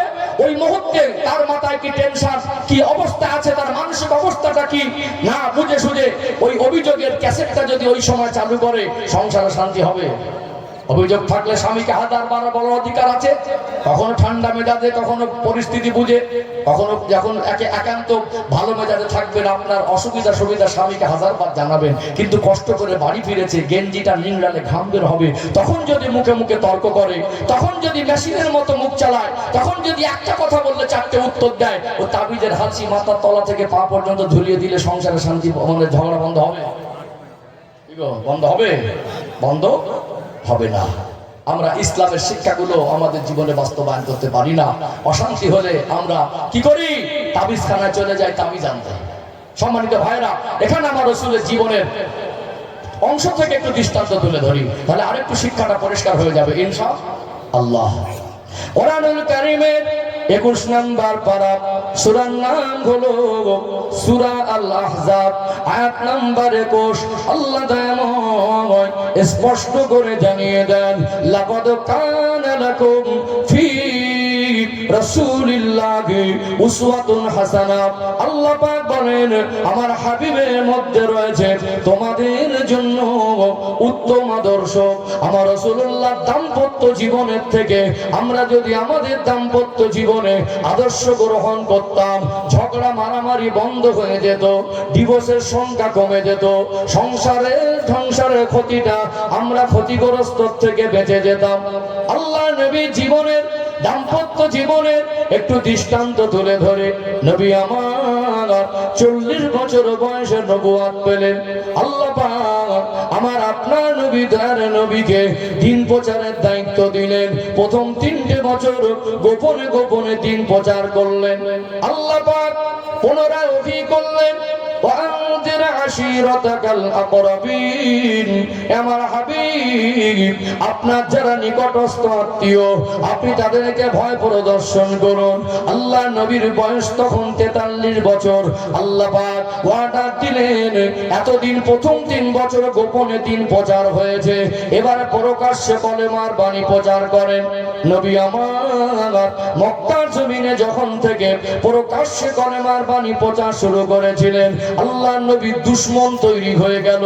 আমার আপনার নবীকে মক্কার নিষ্ঠুর হিংস্র মানুষেরা, আবু জেহেল, আবু লাহাব, উতবা, সাইবা, রাবিয়া, উমাইয়া ইবনে খালদ, এরা বড় বড় কাফের আমার নবীকে নির্বংশ লেজ কাটা বলেছে। আমার রাসূলুল্লাহকে মাজনুন বলেছে, পাগল বলেছে। আমার নবীকে সাহির বলেছে। আমার রাসূলকে তারা জাদুকর বলেছে। আমার নবীকে এত নোংরা ভাষা আক্রমণ করত। কখনো কখনো আমার আপনার নবীকে জানে মেরে ফেলার পরিকল্পনা করত। এর মাঝেও নবী আমার কখনো শুনতে পেতেন গরিব গরিব সাহাবীদের উপরে কাফেররা জুলুম অত্যাচারের রোলাপ চালাচ্ছে। আমার আপনার নবী হলেন দয়ার নবী, মায়ার নবী। আমার রাসূল তার নিজেকে যতটা ভালোবাসতেন, তার থেকে উম্মতি দিগকে আরো বেশি ভালোবাসতেন। সাহাবাদের জুলুম অত্যাচারের কথা শুনে আল্লাহ নবীর মনটা ভার হয়ে যেত। সারাদিন কাফেরদের জবান থেকে অপমানের কথা শুনে আমার রাসূলুল্লাহর মনটা দুঃখে ভরে থাকতো। মানসিক ভাবে কিছুটা বিধ্বস্ত হতেন, ভেঙে পড়তেন। চেহারায় ক্লান্তির ছাপ, চেহারাটা মলিন, রাত গভীর হয়ে যেত। সারাদিনের ক্লান্তি, কাফেরদের কাছে অপমানমূলক কথা, সাহাবাদের জুলুম অত্যাচারের চিত্র, সবকিছু কষ্ট বেদনা নিয়ে আম্মা জান হযরতে খাদিজাতুল কুবরা রাদিয়াল্লাহু আনহার ঘরের দরজায় দাঁড়িয়ে যেতেন। নবী আমার আম্মা জানকে সম্বোধন করে সালাম দিতেন। এক মুহূর্ত দেরি হতো না। তামাম উম্মতের মা উম্মাহাতুল মুমিনিন আম্মা জান হযরতে খাদিজাতুল কুবরা রাদিয়াল্লাহু আনহা সঙ্গে সঙ্গে দরজাটা খুলে দিতেন। নবী আমার আশ্চর্যজনিত হয়ে জিজ্ঞাসা করতেন, ও হযরতে খাদিজা, কি মাঝরা, কি সন্ধ্যা রাত, কি গভীর রাত, যখনই বাড়ি আসি সালাম দেওয়ার সাথে সাথে উত্তর পাই। দরজা খুলতে তো দেরি হয় না। আমি নবী বাড়িতে ফিরছি যেন মনে হয় খাদিজাতুল কুবরাকে কে যেন জানিয়ে দিয়েছেন, আপনি কি রাতের বেলা ঘুমান না? আম্মা জানের দুটা চোখ থেকে টপ টপ টপ টপ করে পানি টুসা গড়িয়ে যেত। আল্লাহর প্রিয় হাবিব জিজ্ঞাসা করতেন, হযরতে খাদিজা, কেন আপনি কাঁদছেন? আপনার চোখে কেন পানি? আল্লাহর নবীর ওই পূর্ণিমার চাঁদের মতো চমকানো চেহারার দিকে তাকিয়ে বলতেন, ইয়া রাসূলুল্লাহ, হাবিবাল্লাহ, আমি খাদিজা কত বড় সৌভাগ্যবতী। আল্লাহর অফুরন্ত দয়া, আল্লাহর প্রিয় হাবিবের স্ত্রী হওয়ার সুযোগ আমি খাদিজাকে আমার আল্লাহ দিয়েছেন। আপনি আল্লাহর প্রিয় হাবিব, আপনাকে আমি হৃদয় থেকে ভালোবাসি। ইয়া রাসূলুল্লাহ, হাবিবাল্লাহ, চতুর্দিকে আপনার দুশমনে ভরা। কাফেররা আপনাকে কত কষ্ট দেয়। আপনি কষ্ট করে অপমানমূলক কথা শুনে মনের দুঃখ বেদনা নিয়ে আপনি ঘরে ফিরবেন। আর আমি খাদিজা যদি ঘুমিয়ে যাই, আপনারটাকে সাড়া দিতে যদি দেরি করি, বেয়াদবি হয়ে যাবে। ইয়া রাসূলুল্লাহ, খেতে বসে আপনার কথা মনে পড়ে যায়, আমি আর খেতে পারি না। আল্লাহর প্রিয় হাবিব হয়তো ক্ষুধার্ত আছেন, ক্লান্ত শরীর নিয়ে মনটা চায় বিছানায় গিয়ে ঘুমায়, আর ঘুমাতে পারি না, আপনার কথা মনে পড়ে যায়। আল্লাহর হাবিব এখন বাড়ি ফেরে নাই। আমি দরজার দ্বারে দাঁড়িয়ে দাঁড়িয়ে আপনার অপেক্ষা করতে থাকি। দরজা খুলে দিয়ে আল্লাহর হাবিবের হাতটা ধরে ঘরে নিয়ে যেতেন। আল্লাহর হাবিবের খেদমতে একটু পানি পেশ করতেন। আমার নবীর চেহারা মলিন দেখলে আম্মা জান জিজ্ঞাসা করতেন, এত মন খারাপ করছেন কেন? এত কষ্ট নিচ্ছেন কেন? আম্মা জান এমন নরম মেজাজে আল্লাহর হাবিবের পাশে বসে একটু কিঞ্চিত খেদমত করে এত ঠান্ডা মেজাজে কথা বলতেন। আল্লাহর নবীর দুঃখ কষ্টের কথাগুলো শুনতেন। নবী আমার আম্মা জানের ব্যবহারে মুগ্ধ হয়ে সারা দিনের কষ্ট বেদনার বোঝাটাকে হালকা করে নিতে। এই চিত্রটা, এটা আদর্শ আল্লাহ রাসূলের জীবনে আল্লাহ পাক উত্তম আদর্শ রেখেছেন। আমাদের দাম্পত্য জীবনে যদি আমাদের মায়েরা উম্মাহাতুল মুমিনিন আম্মা জান হযরত খাদিজাতুল কুবরা রাদিয়াল্লাহু আনহার শিক্ষাটুকু জীবনে বাস্তবায়ন করে নেন, আপনার স্বামীর কাছে আপনি একজন প্রিয়তমা স্ত্রী হতে পারবেন। আপনার স্বামীর পরকীয়ার চিন্তা তার মাথায় আসবে না, আপনাকে ঘরে রেখে অন্য জায়গায় তার মন যাবে না। আপনার স্বামী আপনাকে ভালোবাসে না, নিজের ভুলটুকু না খুঁজে ইসলামের দেখিয়ে দেওয়া পথে না চলে তাবিজের হাল শিখে তো শান্তি খুঁজলে হবে না। আগের দিনে, বিগত দিনের কথা মনে করুন, তখন বাড়িতে কারেন্ট ছিল না, এসি ছিল না, কুলার ছিল না। স্বামীদের প্রতি একটা আদব শ্রদ্ধা ছিল। ওই বাড়িতে এসে কষ্ট করে কাজ করে সময় মতো যদি সামনে না পায় অসন্তুষ্ট হবে, রাগ করবে। স্ত্রীদের মনে একটা ভয় ভয় কাজ করতো। যেখানে থাকি বাড়ি আসার আগে আগে একটু তৈরি হয়ে থাকতো, আসলে এক গ্লাস পানি। হাত পাকা ছিল না, কি পাকা? হাত পাকা বোঝেন না? হাত পাকা, তাল পাতার হাত পাকা দিয়ে একটু গায়ে হাওয়া করতো। ওই কষ্ট করে বাড়ি ফিরেছে, গেঞ্জি নিংড়ালে ঘাম বের হবে। কখনো ঋণের বোঝা, কখনো ব্যবসায় লস, কখনো চাষে লস, কখনো শরীরটা আজকে টানছিল না তারপরে কষ্ট করে কাজ করেছে, কখনো সময় মতো পয়সা দিতে পারেনি বলে ছোট বড় কথা বলেছে। এই হাজারো টেনশন নিয়ে কষ্ট করে বাড়ি ফিরলে স্ত্রী যদি স্বামীর পাশে বসে এক গ্লাস পানি নিয়ে যদি বসেন না, একটু যদি কৌশল জিজ্ঞেস করে কি আছে, কেমন অবস্থা, কেন মন খারাপ করছেন, আগের দিনে মায়েরা বলতো আল্লাহ চাইলে সব ঠিক হয়ে যাবে। এইরকম যদি একটা ভালো ব্যবহার নিয়ে, ভালো আদর্শ নিয়ে স্বামীর কাছে যায়, স্বামী রাগারাগি করে গালাগালি দিতে পারবে?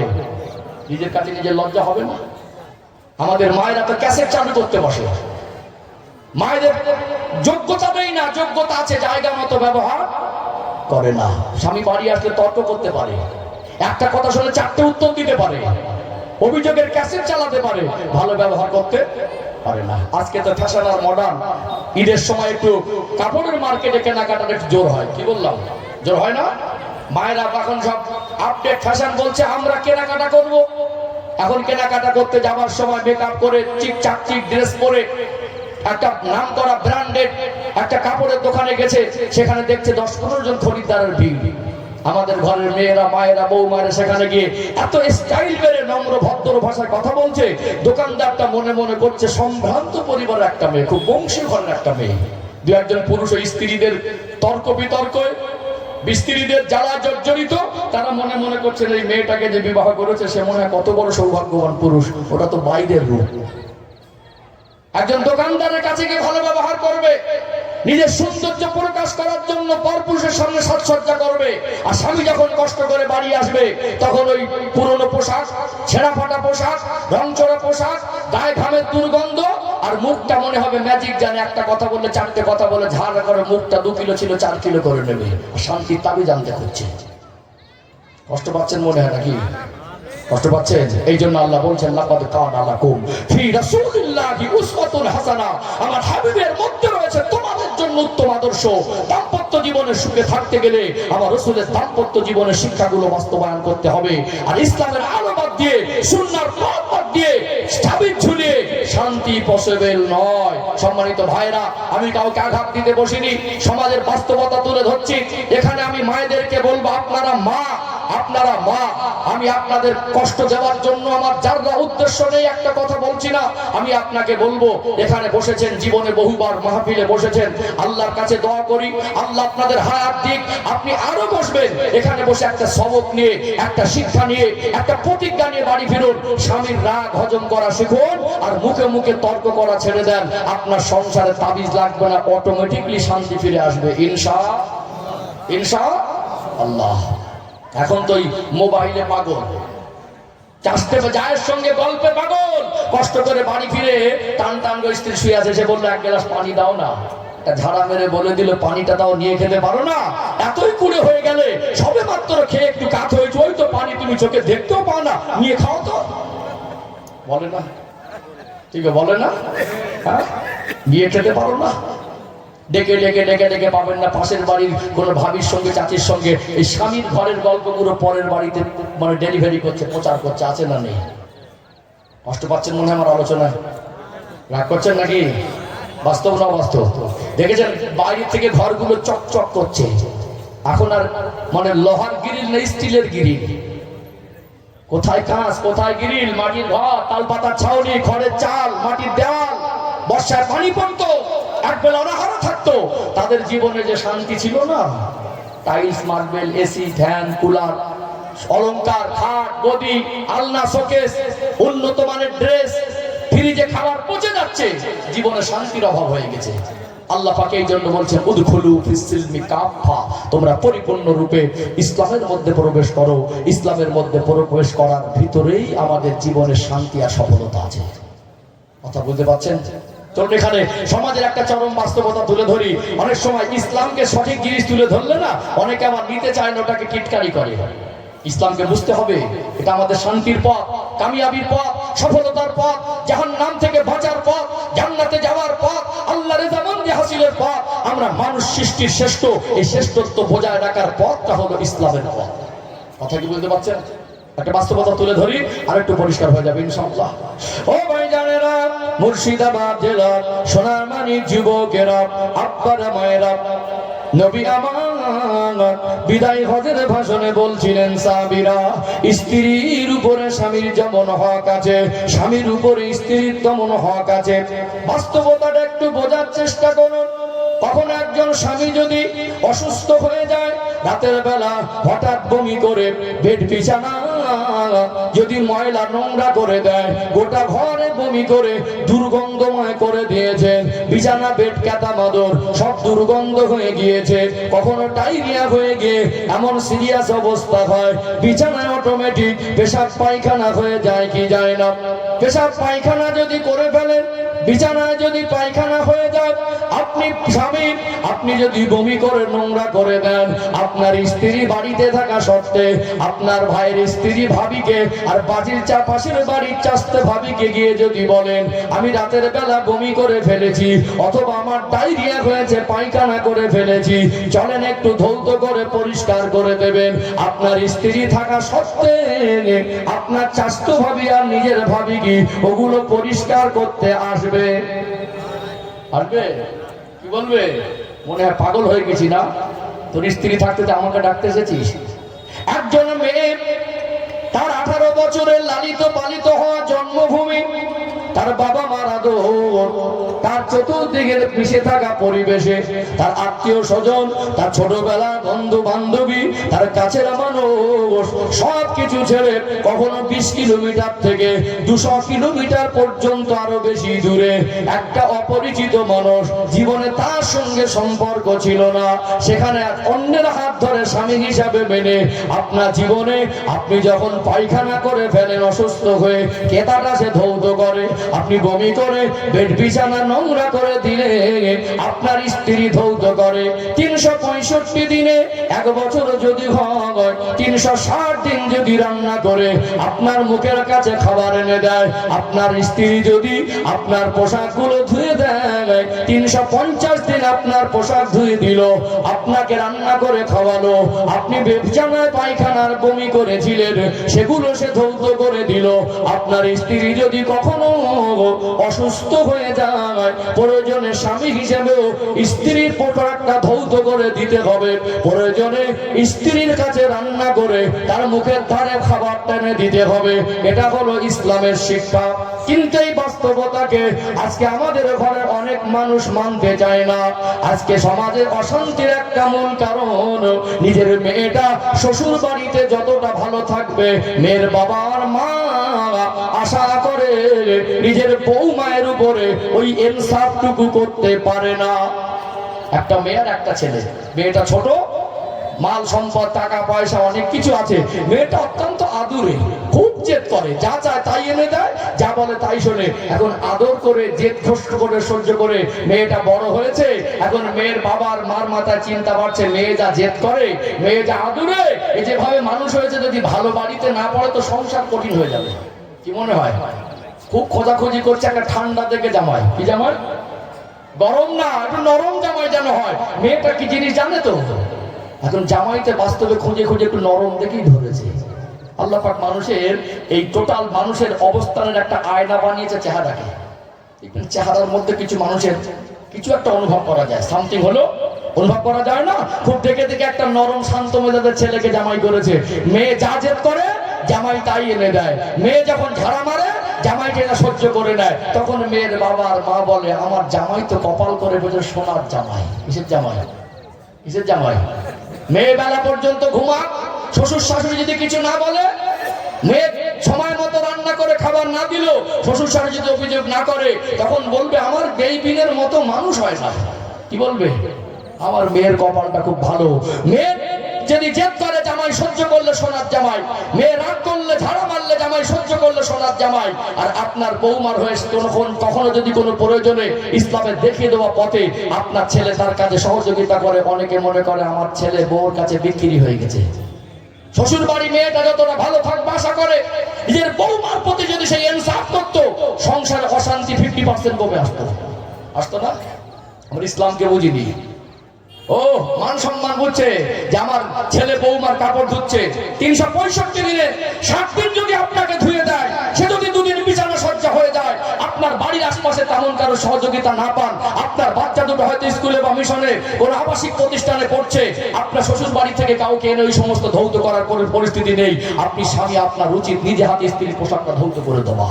আল্লাহ রাসূল শিখিয়ে দিলেন এই দাম্পত্য জীবনের সম্পর্ক শুধু একজনের উপরে বোঝা চাপিয়ে দেবেন নয়।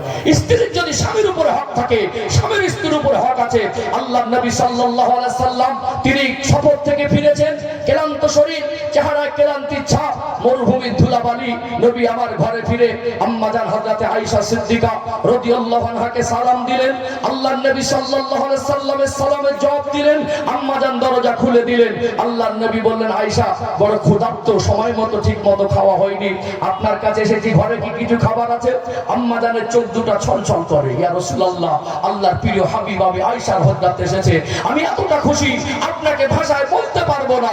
ইয়া রাসূলুল্লাহ, হাবিবাল্লাহ, আমি কয়েকটা দিন উনানে রান্নার প্রয়োজন হয়নি, শুকনো খাবার খেয়ে, খেজুর খেয়ে, পানি খেয়ে দিন অতিবাহিত করছি, ঘরে রান্না করার মতো তেমন কিছু নেই। আপনি আল্লাহর প্রিয় হাবিব এসেছেন, আপনার খেদমতে ক্ষুধার্ত অবস্থায় এসেছেন, এই মুহূর্তে যদি কিছু দিতে পারতাম আমি আয়েশা কতটা খুশি হতাম, হয়তো ভাষায় আপনাকে বোঝাতে পারতাম না। হুজুর আমার ঘরে এই মুহূর্তে পানি ছাড়া কিছু নেই, একটু পানি পান করেন, একটু আপনি বসেন। আমি আয়েশা মনে হয় কিছু সামান্য জবের আটা পড়ে আছে, একটু কিছু সবজি যদি ঘরের মধ্যে থাকে, আমি আপনার জন্য যত তাড়াতাড়ি সম্ভব একটু রুটি বানিয়ে, একটু সবজি কেটে, আপনার জন্য সালান বানিয়ে আপনার খেদমতে পেশ করব। আম্মা জান আটাগুলো নিয়ে খাবির বানাচ্ছেন, আল্লাহর নবী খাম থেকে তরোয়ালটা বার করে সবজিগুলো কাটছেন। আম্মা জান বলছেন, ইয়া রাসূলুল্লাহ, আপনি ক্লান্ত, আপনি ক্ষুধার্ত, আপনি সফর থেকে ফিরেছেন, আপনি কেন কাজ করছেন, একটু বসুন না। আল্লাহর নবী তার ওই ক্লান্তির ক্ষোভ রাগ উগরালেন না, বাড়িতে এসে কেন খাবার পেলেন না, গালাগালি দিলেন না, গায়ে হাত তুললেন না, বরং মুচকি হেসে বললেন, আয়েশা তুমি একা করলে দেরি হবে, আমি রাসূল যদি কাজে একটু সহযোগিতা করি এটা তাড়াতাড়ি হয়ে যাবে। কি মধুর আদর্শ! কখনো একটা বাচ্চাকে নিয়ে, দুটো বাচ্চাকে নিয়ে, কখনো পরিবারের কাজ সামলাতে গিয়ে, শরীর তো সব সময় আমাদের মতো করে চালাতে পারি না, শরীর তো শরীরের মতো চলে, কখনো কোনোদিন অসুস্থতা দিয়ে যদি 2 দিন দেরি হয়ে যায় রান্না করতে সহ্য করতে হবে। বাড়িতে এসে গালাগালি দেবেন, কিছু হলে গায়ে হাত তুলবেন, এটা ইসলামের শিক্ষা না। এই সমাজে কিছু যুবক আছে ইসলামের শিক্ষা থেকে এতটা দূরে সরে গেছে, স্ত্রীকে মারবে, অশ্লীল ভাষায় গালি দেবে। ওই বিবাহের আগে ছেলের ছবি নিয়ে বলছিল হিরো, পরে দেখা যাচ্ছে গালাগালিতে হিরো। কিসে হিরো? গালাগালিতে হিরো। আবার বন্ধু বান্ধবের সঙ্গে বলছে আজকে না মেরে শুইয়ে দিয়ে এসেছি, মনে করছে ভীষণ বড় মোস্তান। স্ত্রীকে মারাটা মোস্তানি নয়, স্ত্রীকে মারাটা মোস্তানি নয়। কিরকম মোস্তান? গ্রামে যারা সুদ খাচ্ছে, আল্লাহর হুকুমের সীমা লঙ্ঘন হচ্ছে, ওখানে গিয়ে বলুন তো আমার গ্রামে সুদের ব্যবসা চলবে না? আপনি খাচ্ছেন, আপনার দেখা থেকে আর 2 জন খাবে। ছোট ছোট বাচ্চাগুলো গাঁজার নেশায় ডুবে যাচ্ছে, যারা গাঁজা খায় আর গাঁজা বিক্রি করে, ওখানে গিয়ে প্রতিবাদ করুন আমার গ্রামে গাঁজা বিক্রিও চলবে না আর গাঁজা খাওয়াও চলবে না, তবে তো বলবো আপনি মোস্তান। কিরকম মোস্তান? লাঠির বলে, পাটির বলে, পয়সার বলে, অর্থের বলে, যোগাযোগের বলে, ডিগ্রির বলে, ক্ষমতার বলে, নেতৃত্বের বলে, যোগাযোগের প্রশাসনের বলে, অনেকে লোকের জায়গা জোর করে বাপের মাল মনে করে 2 হাত ছেলে দখল করে বসে আছে দামি জায়গা। কিরকম মোস্তানকে বলেন তো? ন্যায্য পাওনা জায়গাটা ওর খাতা কলমে ছেড়ে দেন, তবে তো বলবো মোস্তান। কষ্ট পাচ্ছেন মনে হয়। কিরকম মোস্তান? গ্রামের ইমাম আলেমদের পুরো অবিচার হয়, মসজিদে এসির বিল আসে 35,000, মসজিদে এসির বিল আসে গরমের সময় 35,000, গোটা মসজিদের ফান্ডে 2 লাখ টাকা জমা, ইমামের বেতন 8,000 টাকার ঊর্ধ্বে ওঠে না। একজন ইমামের উপরে বেনসাফি হয়, ওই কিরকম মোস্তান, ওখানে গিয়ে বলুন তো মসজিদ কমিটি ইমামের বেতনটা কেন বাড়ছে না? সমাজে যেখানে অন্যায় হয়, অপরাধ হয়, অবিচার হয়, জুলুম হয়, সেখানে গিয়ে আপনার মোস্তানি পাওয়া যায় না। আপনার সহধর্মিনী আল্লাহর নবী সাল্লাল্লাহু আলাইহি সাল্লাম পৃথিবীর মানুষকে মেসেজ দিলেন, আমি প্রিয় নবী, আমার কাছে তিনটে জিনিস বড় প্রিয়, একটা হলো খুশবু, একটা হলো সালাত নামাজ, আর একটা হলো স্ত্রী। নবী মেসেজ দিলেন স্ত্রীটা ভালোবাসার জিনিস। কখনো যদি প্রয়োজনে শাসনের প্রয়োজন হয়, কখনো যদি স্ত্রীকে কখনো তন্দি করতে হয়, তার লিমিট ইসলাম বেঁধে দিয়েছে। কিছু হলে পশুর মতো আচরণ করবেন, কিছু হলে তুচ্ছ তাচ্ছিল্য করবেন, কিছু হলে গায়ে হাত তুলবেন, কিছু হলে গালাগালি দেবেন। এটা ইসলামের আলো থেকে বঞ্চিত হয়ে গাড়ি আর বাড়ি দিয়ে, সোনার অলংকার নিয়ে, এসি লাগিয়ে দিয়ে, মার্বেল টাইলস ডিজাইন করে দিয়ে সংসারের শান্তি সম্ভব নয়। আল্লাহ আমাদের রসুলের রেখে যাওয়া সুন্নাত তরিকা আমাদের জীবনে বাস্তবায়ন করার তৌফিক দান করেন, বলেন আল্লাহুম্মা আমিন। আমি এই পর্বটাকে শেষ করার আগে কোরআন শরীফ থেকে ছোট্ট একটি সূরা তুলে ধরি। ইনশাআল্লাহ এই সূরাটার ব্যাখ্যা করলে আমার এই আলোচনাটা একেবারে আরেকটু পরিষ্কার হয়ে যাবে। আলোচনা মগজে ঢুকছে, বুঝতে পারছেন? কি মনে হয় ঘটনা বলার না মজ নাকি? হ্যাঁ, অনেক রকম মজের কোয়ালিটি আছে। আমি মুর্শিদাবাদ জেলায় এত বেশি আশা করেছি এক সময়, আমার অনেক জায়গায় গিয়ে দেখছি আমার বাড়িটা মুর্শিদাবাদ লোকেশন লিখে দিয়েছে। মানে জিজ্ঞাসা করিনি কোথায় বাড়ি, অনেকে হয় রকম। আমার এই মুর্শিদাবাদ আর নদিয়া জেলার কোন বক্তব্য 23 মিলিয়ন প্লাস ভিউজ আছে, 23 মিলিয়ন। অনেকে মনে করে যে আমার বাড়িটাই মুর্শিদাবাদে, ওই জন্য পরিবেশ আমি বুঝি। আমি বলি আমাকে প্রধান বক্তা করবেন না, এখন প্রধান বক্তা মানে মাঠ ফাঁকা প্রায় জায়গায়। ঠিক বলছি না ভুল বলছি? বলে আমার নামটা খুব ছোট্ট করে শুধু রবিউল ইসলাম লিখে দেন, আমার ডিগ্রি লেখার দরকার নেই। বিতর্ক আমি পছন্দ করি না। আমি ভাবি আমার কমকে এখন আমরা ইসলাম বোঝাতে পারলাম না, আমাদের সন্তানদেরকে মসজিদে দাঁড় করাতে পারলাম না, আমাদের ঘরে মায়েদের মেয়েদেরকে পর্দাবদ্ধ করতে পারলাম না। সমাজে কিছু মানুষের রুচি নষ্ট হয়ে গেছে, হিংস্র মনোভাব, ফিতনার চিন্তা, দুটো কথা সোজা কথাকে বেকা করে টেরা করে বলে দিল, গ্রামের মানুষ দুটো ভাগ হয়ে গেল। ঠিক বলছি না ভুল বলছি? রুচি নষ্ট হয়ে গেছে। কেন ভাই? নামাজটাকে কেউ পড়ছে তো ভালো করে পড়তেই জানে না। যে কটা নামাজি আছে এর ভিতরে অনেকে শুদ্ধ করে নামাজ জানে না। আসছে আলহামদুলিল্লাহ, অনেকে তো মসজিদে আসেই না, তাদেরকে মসজিদের মধ্যে আনি না, তাদেরকে ইমান বোঝায়, তাদেরকে ইসলাম বোঝায়, তাদেরকে মূল সোনাতে আনতে পারিনি। খুঁটিনাটি মাসালানে ঝগড়া মারামারি করে আমরা ছাইছুট হচ্ছি, আর আমাদেরকে হাতে ভাতে সব দিক থেকে মারার ফাঁদ পেতে দিচ্ছে। কঠিন সময়, কাঁধে কাঁধ মিলিয়ে চলতে হবে। ইসলাম মানুষকে ভালোবাসতে বলে, মানবতার কথা বলে, মনুষ্যত্বের কথা বলে, বুকে টানতে শেখায়, দূরে সরাতে শেখায় না। ইসলাম মানুষকে আঘাত দিতে শেখায় না, ভালোবাসতে শেখায়। আমি বলি, আমার বায়ান, বক্তব্য, চলাফেরা, লেবাস, পোশাক, অঙ্গভঙ্গি, চাল চলন যদি আলেমের মতো না হয়, আমার থেকেও দূরে থাকবেন। এই জায়গার একটা সম্মান আছে, এখানে যোগ্য ব্যক্তিদের বসাবেন। এই পবিত্র মজলিসের ভারসাম্যটা বজায় থাকবে। আবেগে মনের খোরাক পূরণের জন্য হিংসত্ব মনোভাব নিয়ে রুচি নষ্ট করে এখানে কোনো মানুষকে বসিয়ে দেবেন, ওই 2 ঘন্টার মধ্যে গ্রামে ফেতনা শুরু হয়ে যাবে, মনের মধ্যে ফেতনার বীজ বপন হবে। এই জন্য আমাদের নিয়ত স্বচ্ছ হওয়া দরকার, আল্লাহর ভয় করা দরকার। আমাদের চিন্তায়, চেতনায়, লেবাসে, পোশাকে, ছাটকাটে, চলাফেরায়, আমাদের পারিবারিকভাবে, আমাদের সন্তানদের ভিতরে, আমাদের স্ত্রীদের ভিতরে, আমাদের ভাই বোনদের ভিতরে, আর তাদের ভিতরে ইসলামের আদর্শ বাস্তবায়ন করার দায়িত্ব প্রতিজ্ঞাবদ্ধ এখান থেকে হতে হবে। হিংসা ভুলে গিয়ে কাঁধে কাঁধ মিলিয়ে চলতে হবে। আমরা যতদিন না ঐক্যবদ্ধ হব, আমরা কোনোদিন সফলতা অর্জন করতে পারবো না। আল্লাহ রাব্বুল আলামিন বলেন, ওয়াতাসিমু বিহাবলিল্লাহি জামিআন ওয়া লা তাফাররাকু। আল্লাহ পাক বলছেন, তোমরা একে অপরে বিচ্ছিন্ন হয়ে যাও না, আমি আল্লাহ রসুলকে তোমরা মজবুত করে ধরো। একত্রিত হওয়া, ঐক্য শক্তির মধ্যে থাকা, কাঁধে কাঁধ মিলিয়ে থাকা, এটা আল্লাহ পছন্দ করেন। জোরে বলুন সুবহানাল্লাহ। কষ্ট পাচ্ছেন নাকি? এই জন্য সম্মানিত ভাইরা, আমি আঘাত দেওয়ার জন্য বলছি না, আমি আঘাত দেওয়া অভ্যস্ত না। আমি চেষ্টা করছি আপনাদেরকে সহজ সরল ভাবে। আমরা হয়তো মনে করি এগুলো তো আমাদের জানা কথা, অনেকের মনে হচ্ছে এটা আমল করেন না। আপনি ফ্রি পয়সা আমল করুন। একজনের কাছে গেলেন, সে বললো তাবিজটা করে দেবো, 5001 টাকা লাগবে, সেটা দিতে পারছেন আর একটা আমল করতে পারছেন না, ওর তো গ্যারান্টি নেই।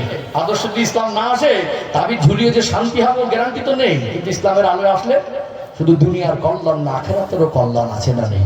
আছে না? আমি এই বিষয়টাকে একটু ক্লিয়ার করে দেবো, আর একটা সূরা তুলে ধরি ইনশাআল্লাহ। ও ভাইজানেরা, সোনার মানিক যুবকেরা, আব্বারা মায়েরা, কোরআনুল কারিমে 30 নম্বর পারায় একটি সূরা আছে, সূরার নাম হলো সূরাতুল আসর। এই সূরাতুল আসরটা খুব বেশি বড় নয়, মাত্র 2 লাইনের মতো। আল্লাহ দয়াময় সূরাতুল আসরের মধ্যে জানিয়ে দেন, বিসমিল্লাহির রহমানির রহিম, ওয়াল আসরি ইন্নাল ইনসানা লাফি খুসর ইল্লাল্লাযীনা আমানু ওয়া আমিলুস সালিহাত ওয়া তাওয়াসাউ বিল হাক্কি ওয়া তাওয়াসাউ বিস সাবর। আল্লাহ পাক বলেন, ওয়াল আসর, আসরের সময়ের কসম করেছেন। তাফসীর ইবনে কাসিরের মধ্যে এসেছে, আল্লাহ দয়াময় আসরের সময়ের কসম করে বলছেন, ইন্নাল ইনসানা লাফি খুসর, নিশ্চয়ই মানুষ মাত্র ক্ষতিগ্রস্ত, ইল্লাল্লাযীনা আমানু ওয়া আমিলুস সালিহাত, তারা ব্যতীত যারা ঈমান এনেছেন এবং নেক কাজ করেন, ওয়া তাওয়াসাউ বিল হাক্কি ওয়া তাওয়াসাউ বিস সাবর, এবং একে অপরের হক এবং সবরের তাগিদ করে। মূল বিষয়টা আরেকটু সহজ ভাবে তুলে ধরি। আল্লাহ দয়াময় কোরআনুল কারীমে যে কথাগুলো আমাদের জন্য বলেছেন, আল্লাহ কসম কেন গুরুত্বপূর্ণ, আর কসম যদি না খায়, কোরআনের প্রত্যেকটা কথা আমাদের কাছে আল্লাহর কথা হিসাবে গুরুত্ব আছে না নেই? তথাপিও আমার আল্লাহ কসম করে বলছেন, মানুষ মাত্র ক্ষতি হবে যদি তার ভিতরে 4টে গুণ না থাকে। সূরাতুল আসরের ব্যাখ্যা অনুযায়ী বলছি, 1 নাম্বার হলো ঈমান আনা, 2 নাম্বার হলো মানুষটাকে নেক আমল করতে হবে, 3 নাম্বার হলো হক বা সত্যের তাগিদ করতে হবে, 4 নাম্বার সবর করতে হবে। এই হক বা সত্যের তাগিদ আর সবরের তাগিদ করতে হবে। এই 4টে বিশিষ্ট আমলের মধ্যে সবরের কথা আছে না নেই? দাম্পত্য জীবনে সুখে থাকতে গেলে আপনার জীবনে ছেলে হোক আর মেয়ে হোক, স্বামী হোক আর স্ত্রী হোক, দুজনের জীবনে সবর দরকার। কখনো আপনার স্ত্রী যদি ভুল করে, তাকে গালাগালি না দিয়ে, তাকে টর্চার না করে, বরং আপনি তাকে কখনো ভালোবাসা দিয়ে বোঝাবেন। আপনার কখনো বিভিন্ন রকম টেনশন, সংসারের বোঝা বহন করতে গেলে আপনার পরিস্থিতিকে আপনি সবর করবেন, সেই রাগটা উগরাতে পারবেন না। আর কখনো যদি স্বামী আনব্যালেন্স হয়, স্বামীর কথাগুলো স্ত্রী সবর করে হজম করবেন। আর স্বামীর পর ইনকাম অনুযায়ী স্ত্রীর চাহিদা থাকতে হবে। অনেক সময় আমাদের ঘরের মায়েরা, মেয়েরা, বউ মায়েরা এত কঠিন চিন্তার মধ্যে দিয়ে যায়, স্বামী রোজগার করে, এত পরিশ্রম করে, কোথায় পাবে, কোথা থেকে আসবে, কত টাকা ইনকাম হিসাব ছাড়া। যদি মনের চাহিদা বেশি হয়, সব সময় একটা না একটা দাবি, একটার উপর আর একটা দাবি। বলুন তো দেখি, স্বামীর ইনকাম, স্বামীর অর্থনৈতিক অবস্থাকে বিবেচনার বাইরে গিয়ে যদি ইচ্ছা মতো দাবির উপরে দাবি করে, এতেও সংসারে অশান্তি হওয়ার সম্ভাবনা আছে না নেই? আছে না? অনেক সময় স্বামীর ইনকামের যে পরিস্থিতি, সেটা না বুঝে শুধু দাবির উপরে দাবি করে, আর না দিলে ঝগড়া করে, এতেও শান্তি নেই। সম্মানিত ভাইরা, আল্লাহ পাক যে কসম করে বলছেন, আল্লাহ কোরআনুল কারীমের আয়াতের বাস্তবতা একটু গোটা বিশ্বের দিকে তাকিয়ে দেখুন। আজকে একটা মানুষ ইসলামের আদর্শ বাদ দিয়ে যখন মন মর্জি চলার চেষ্টা করছে, একটা সংসারে প্রথম ভুল বোঝাবুঝি, তারপরে গালাগালি, তারপরে মারামারি, তারপরে রাগ করে বাপের বাড়ি। 2-3 বছরের মধ্যে, 4 বছর 5 বছর সংসার করার পরেও দুজনের মধ্যে এমন অশান্তি, দুটো ছোট ছোট নিষ্পাপ ফুলের মতো বাচ্চা আছে, এই দুজনে ঝগড়া করে সিদ্ধান্ত নিচ্ছে সংসার করব না। একজনের একটা ছেলে আর একটা মেয়ে, ছেলেটা সংসার থেকে বিয়ে করে আলাদা। এই মেয়েটা বাপের বাড়ি দুটো সন্তানকে রাগ করে উঠেছে, আব্বাকে বলছে আমার মেরে দিল, ওর সঙ্গে সংসার করব না। জেদ আছে না নেই? হচ্ছে না? পাশের বাড়ির একজন বলছে, ভাই তো সংসার থেকে আলাদা, তোর আব্বা তো অসুস্থ, তো চলবে কি করে? কেস করে যে মামলা জিতে গেলে খোরপোশের টাকা পাবি মাসে মাসে। দিল কেস করে, 4 বছর মামলা চললো, ডিভোর্স হয়ে গেল। হচ্ছে না? হয় না? ভেবে দেখেছেন আল্লাহর কথা, কোরআনের আয়াতের বাস্তবতা? একটা সংসারে যখন ডিভোর্স হয়ে যায়, ছোট ছোট বাচ্চাগুলো থাকে, ক্ষতিগুলো তো হিসাব মেলাননি কোনোদিন। বলুন, একটা সাজানো গোছানো সুন্দর সংসার এই ডিভোর্স হয়ে গেল মানে থাকলো না, ধ্বংস হলো। সংসারটা পুরো ধ্বংস হলো। আর কি হলো?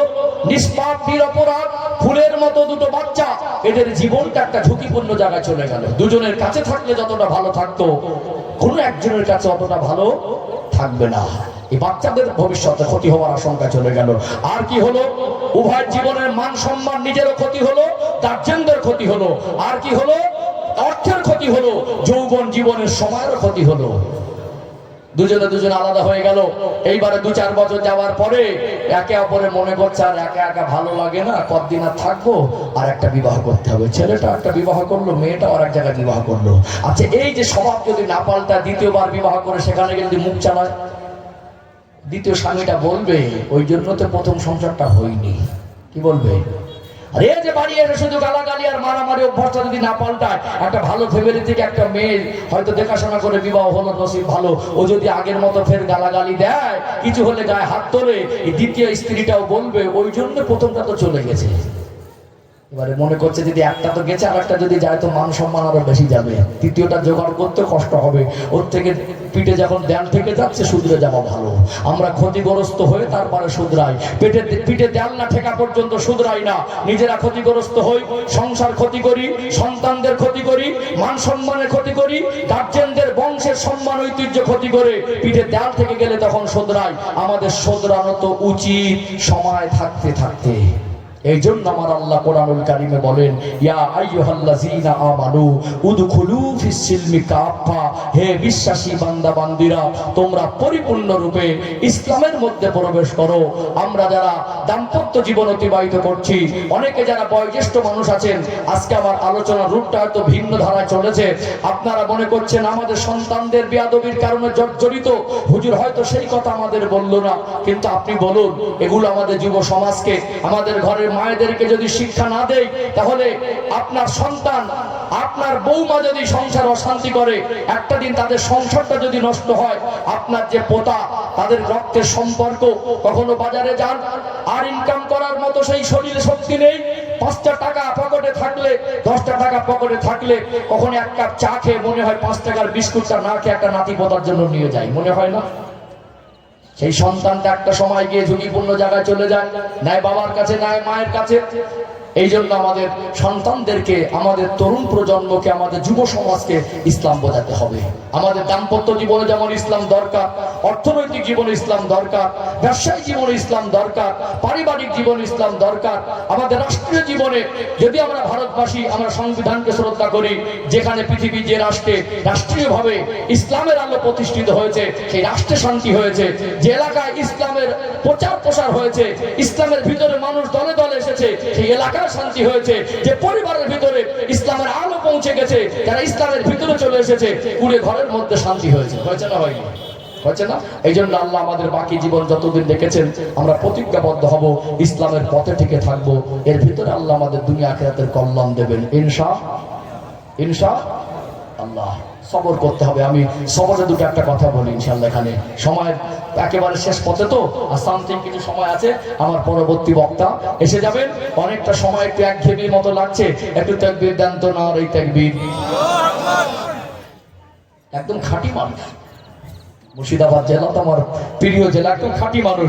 আরেকটা আওয়াজ দেন, নারাই তাকবীর, লিল্লাহি তাকবীর, নারাই তাকবীর, দ্বীন ইসলাম। মাশাআল্লাহ মাশাআল্লাহ। আলোচনায় কষ্ট পেলেন? রাগ করলেন? আমি বলছিলাম যে কি দিলাম আর কি পেলেন, এই হিসাব যেন পেলে। কি মনে হয় আমি লম্বা একটা টেনে ঘটনা বলতে পারতাম না কান্না শুনে? আমি চেষ্টা করেছি আয়াত দিয়ে, রেফারেন্স দিয়ে, বাস্তবতা দিয়ে, দৃষ্টান্ত দিয়ে ইসলাম জিনিসটাকে বোঝানো। ইসলাম আমাদের জন্য কঠিন নয়, ইসলাম মানে আমাদের জন্য বোঝা নয়। ইসলামের পথে চললে আমাদের জীবনটা সহজ হয়।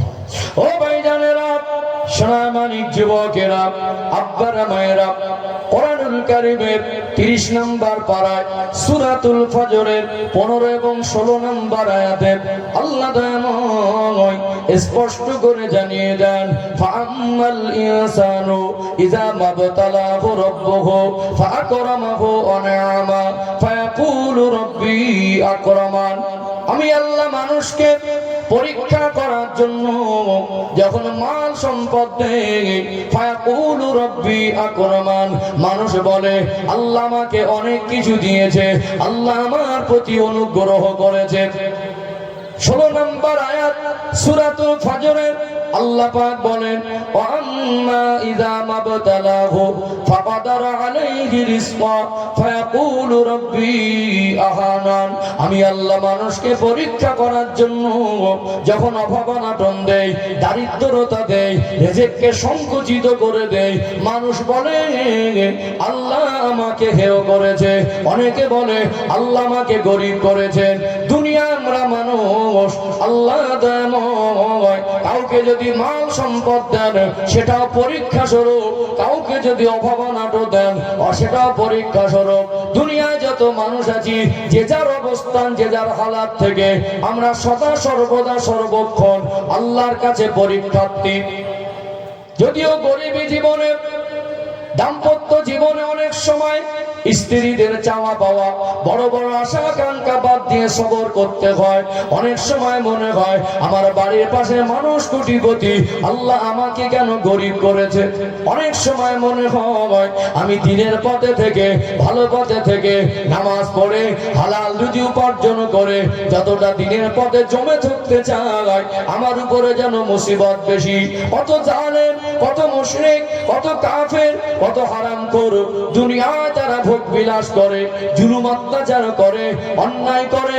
আল্লাহ তাদেরকে এত কিছু দিয়েছেন, আমি দিনের পথে টিকে থাকার পরে আল্লাহ দয়াময় আমাকে কেন অভাব দিয়ে রেখেছেন। শয়তানি ওয়াসওয়াসা কাজ হয়। অনেক সময় শয়তান ধোঁকা দিয়ে ওই মানুষটাকে অধৈর্য করে ফেলে। অনেক সময় এই অভাবের জীবনে এমন একটা পথ বেছে নেয়, সেটা হারামের পথ, সেটা আল্লাহর রেজামন্দি সন্তুষ্ট অর্জনের পথ নয়। কোরআনুল কারীমে আল্লাহ বলেন ইন্নাদ-দীনা ইনদাল্লাহিল ইসলাম, একমাত্র আমি আল্লাহর কাছে মনোনীত পথ হলো ইসলাম। ইসলাম ব্যতীত কোন পথে, কোন নিয়মে, কোন প্রসেসে, কোন পদ্ধতিতে দুনিয়ায় মনুষ্য জাতির জীবনে 100% শান্তি সম্ভব নয়, আখিরাতে নাজাত সম্ভব নয়, আল্লাহর রেজামন্দি হাসিল সম্ভব নয়। আল্লাহ পাক কোরআনুল কারীমে সূরা ইয়াসিনের মধ্যে বলেন ওয়া আনি'বুদুনি হাযা সিরাতুম মুস্তাকিম, তোমরা আমারই ইবাদত করো আর এটাই তোমাদের জন্য সোজা রাস্তা। ও ভাইরা বাবাজিরা, আল্লাহ আমাদের অভাব অনাটন দিয়েছেন, তার মানে আল্লাহ ভালোবাসেন না এমন নয়। ধৈর্য হারা হয়ে গিয়ে অনেক সময় মানুষ আল্লাহর উপর অভিযোগ করে বলে আল্লাহ আমাকে গরিব করে রেখেছে। আরে বাজে বাজে মন্তব্য করে ফেলে না, নিজের ঈমান আমলের উপর ইফেক্ট আসে। অনেক সময় হারামের পথটা বেছে নেয়। এই জন্য আল্লাহ আমাদের সবরের শিক্ষা দিলেন, ইন্নাল্লাহা মা'আস সাবিরিন। সবর এমন একটা আমল, আল্লাহ পাক বলছেন একজন মানুষ, একজন ইমানদার সে যখন সবর করবে তার জীবনের আমি আল্লাহ পরীক্ষা করার জন্য কোন মুহূর্ত যদি দেই, আমি আল্লাহ ওই সবরকারীর সঙ্গে থাকি। কত বড় কথা। সম্মানিত উপস্থিতি, পৃথিবীতে যত মানুষকে আল্লাহ পাঠিয়েছেন, যত মাখলুককে আল্লাহ পাঠিয়েছেন, আল্লাহ তামাম মাখলুকের যাদের রিজিকের প্রয়োজন, রিজিকের জিম্মাদারি নিজেই গ্রহণ করেছেন। বলুন সুবহানাল্লাহ।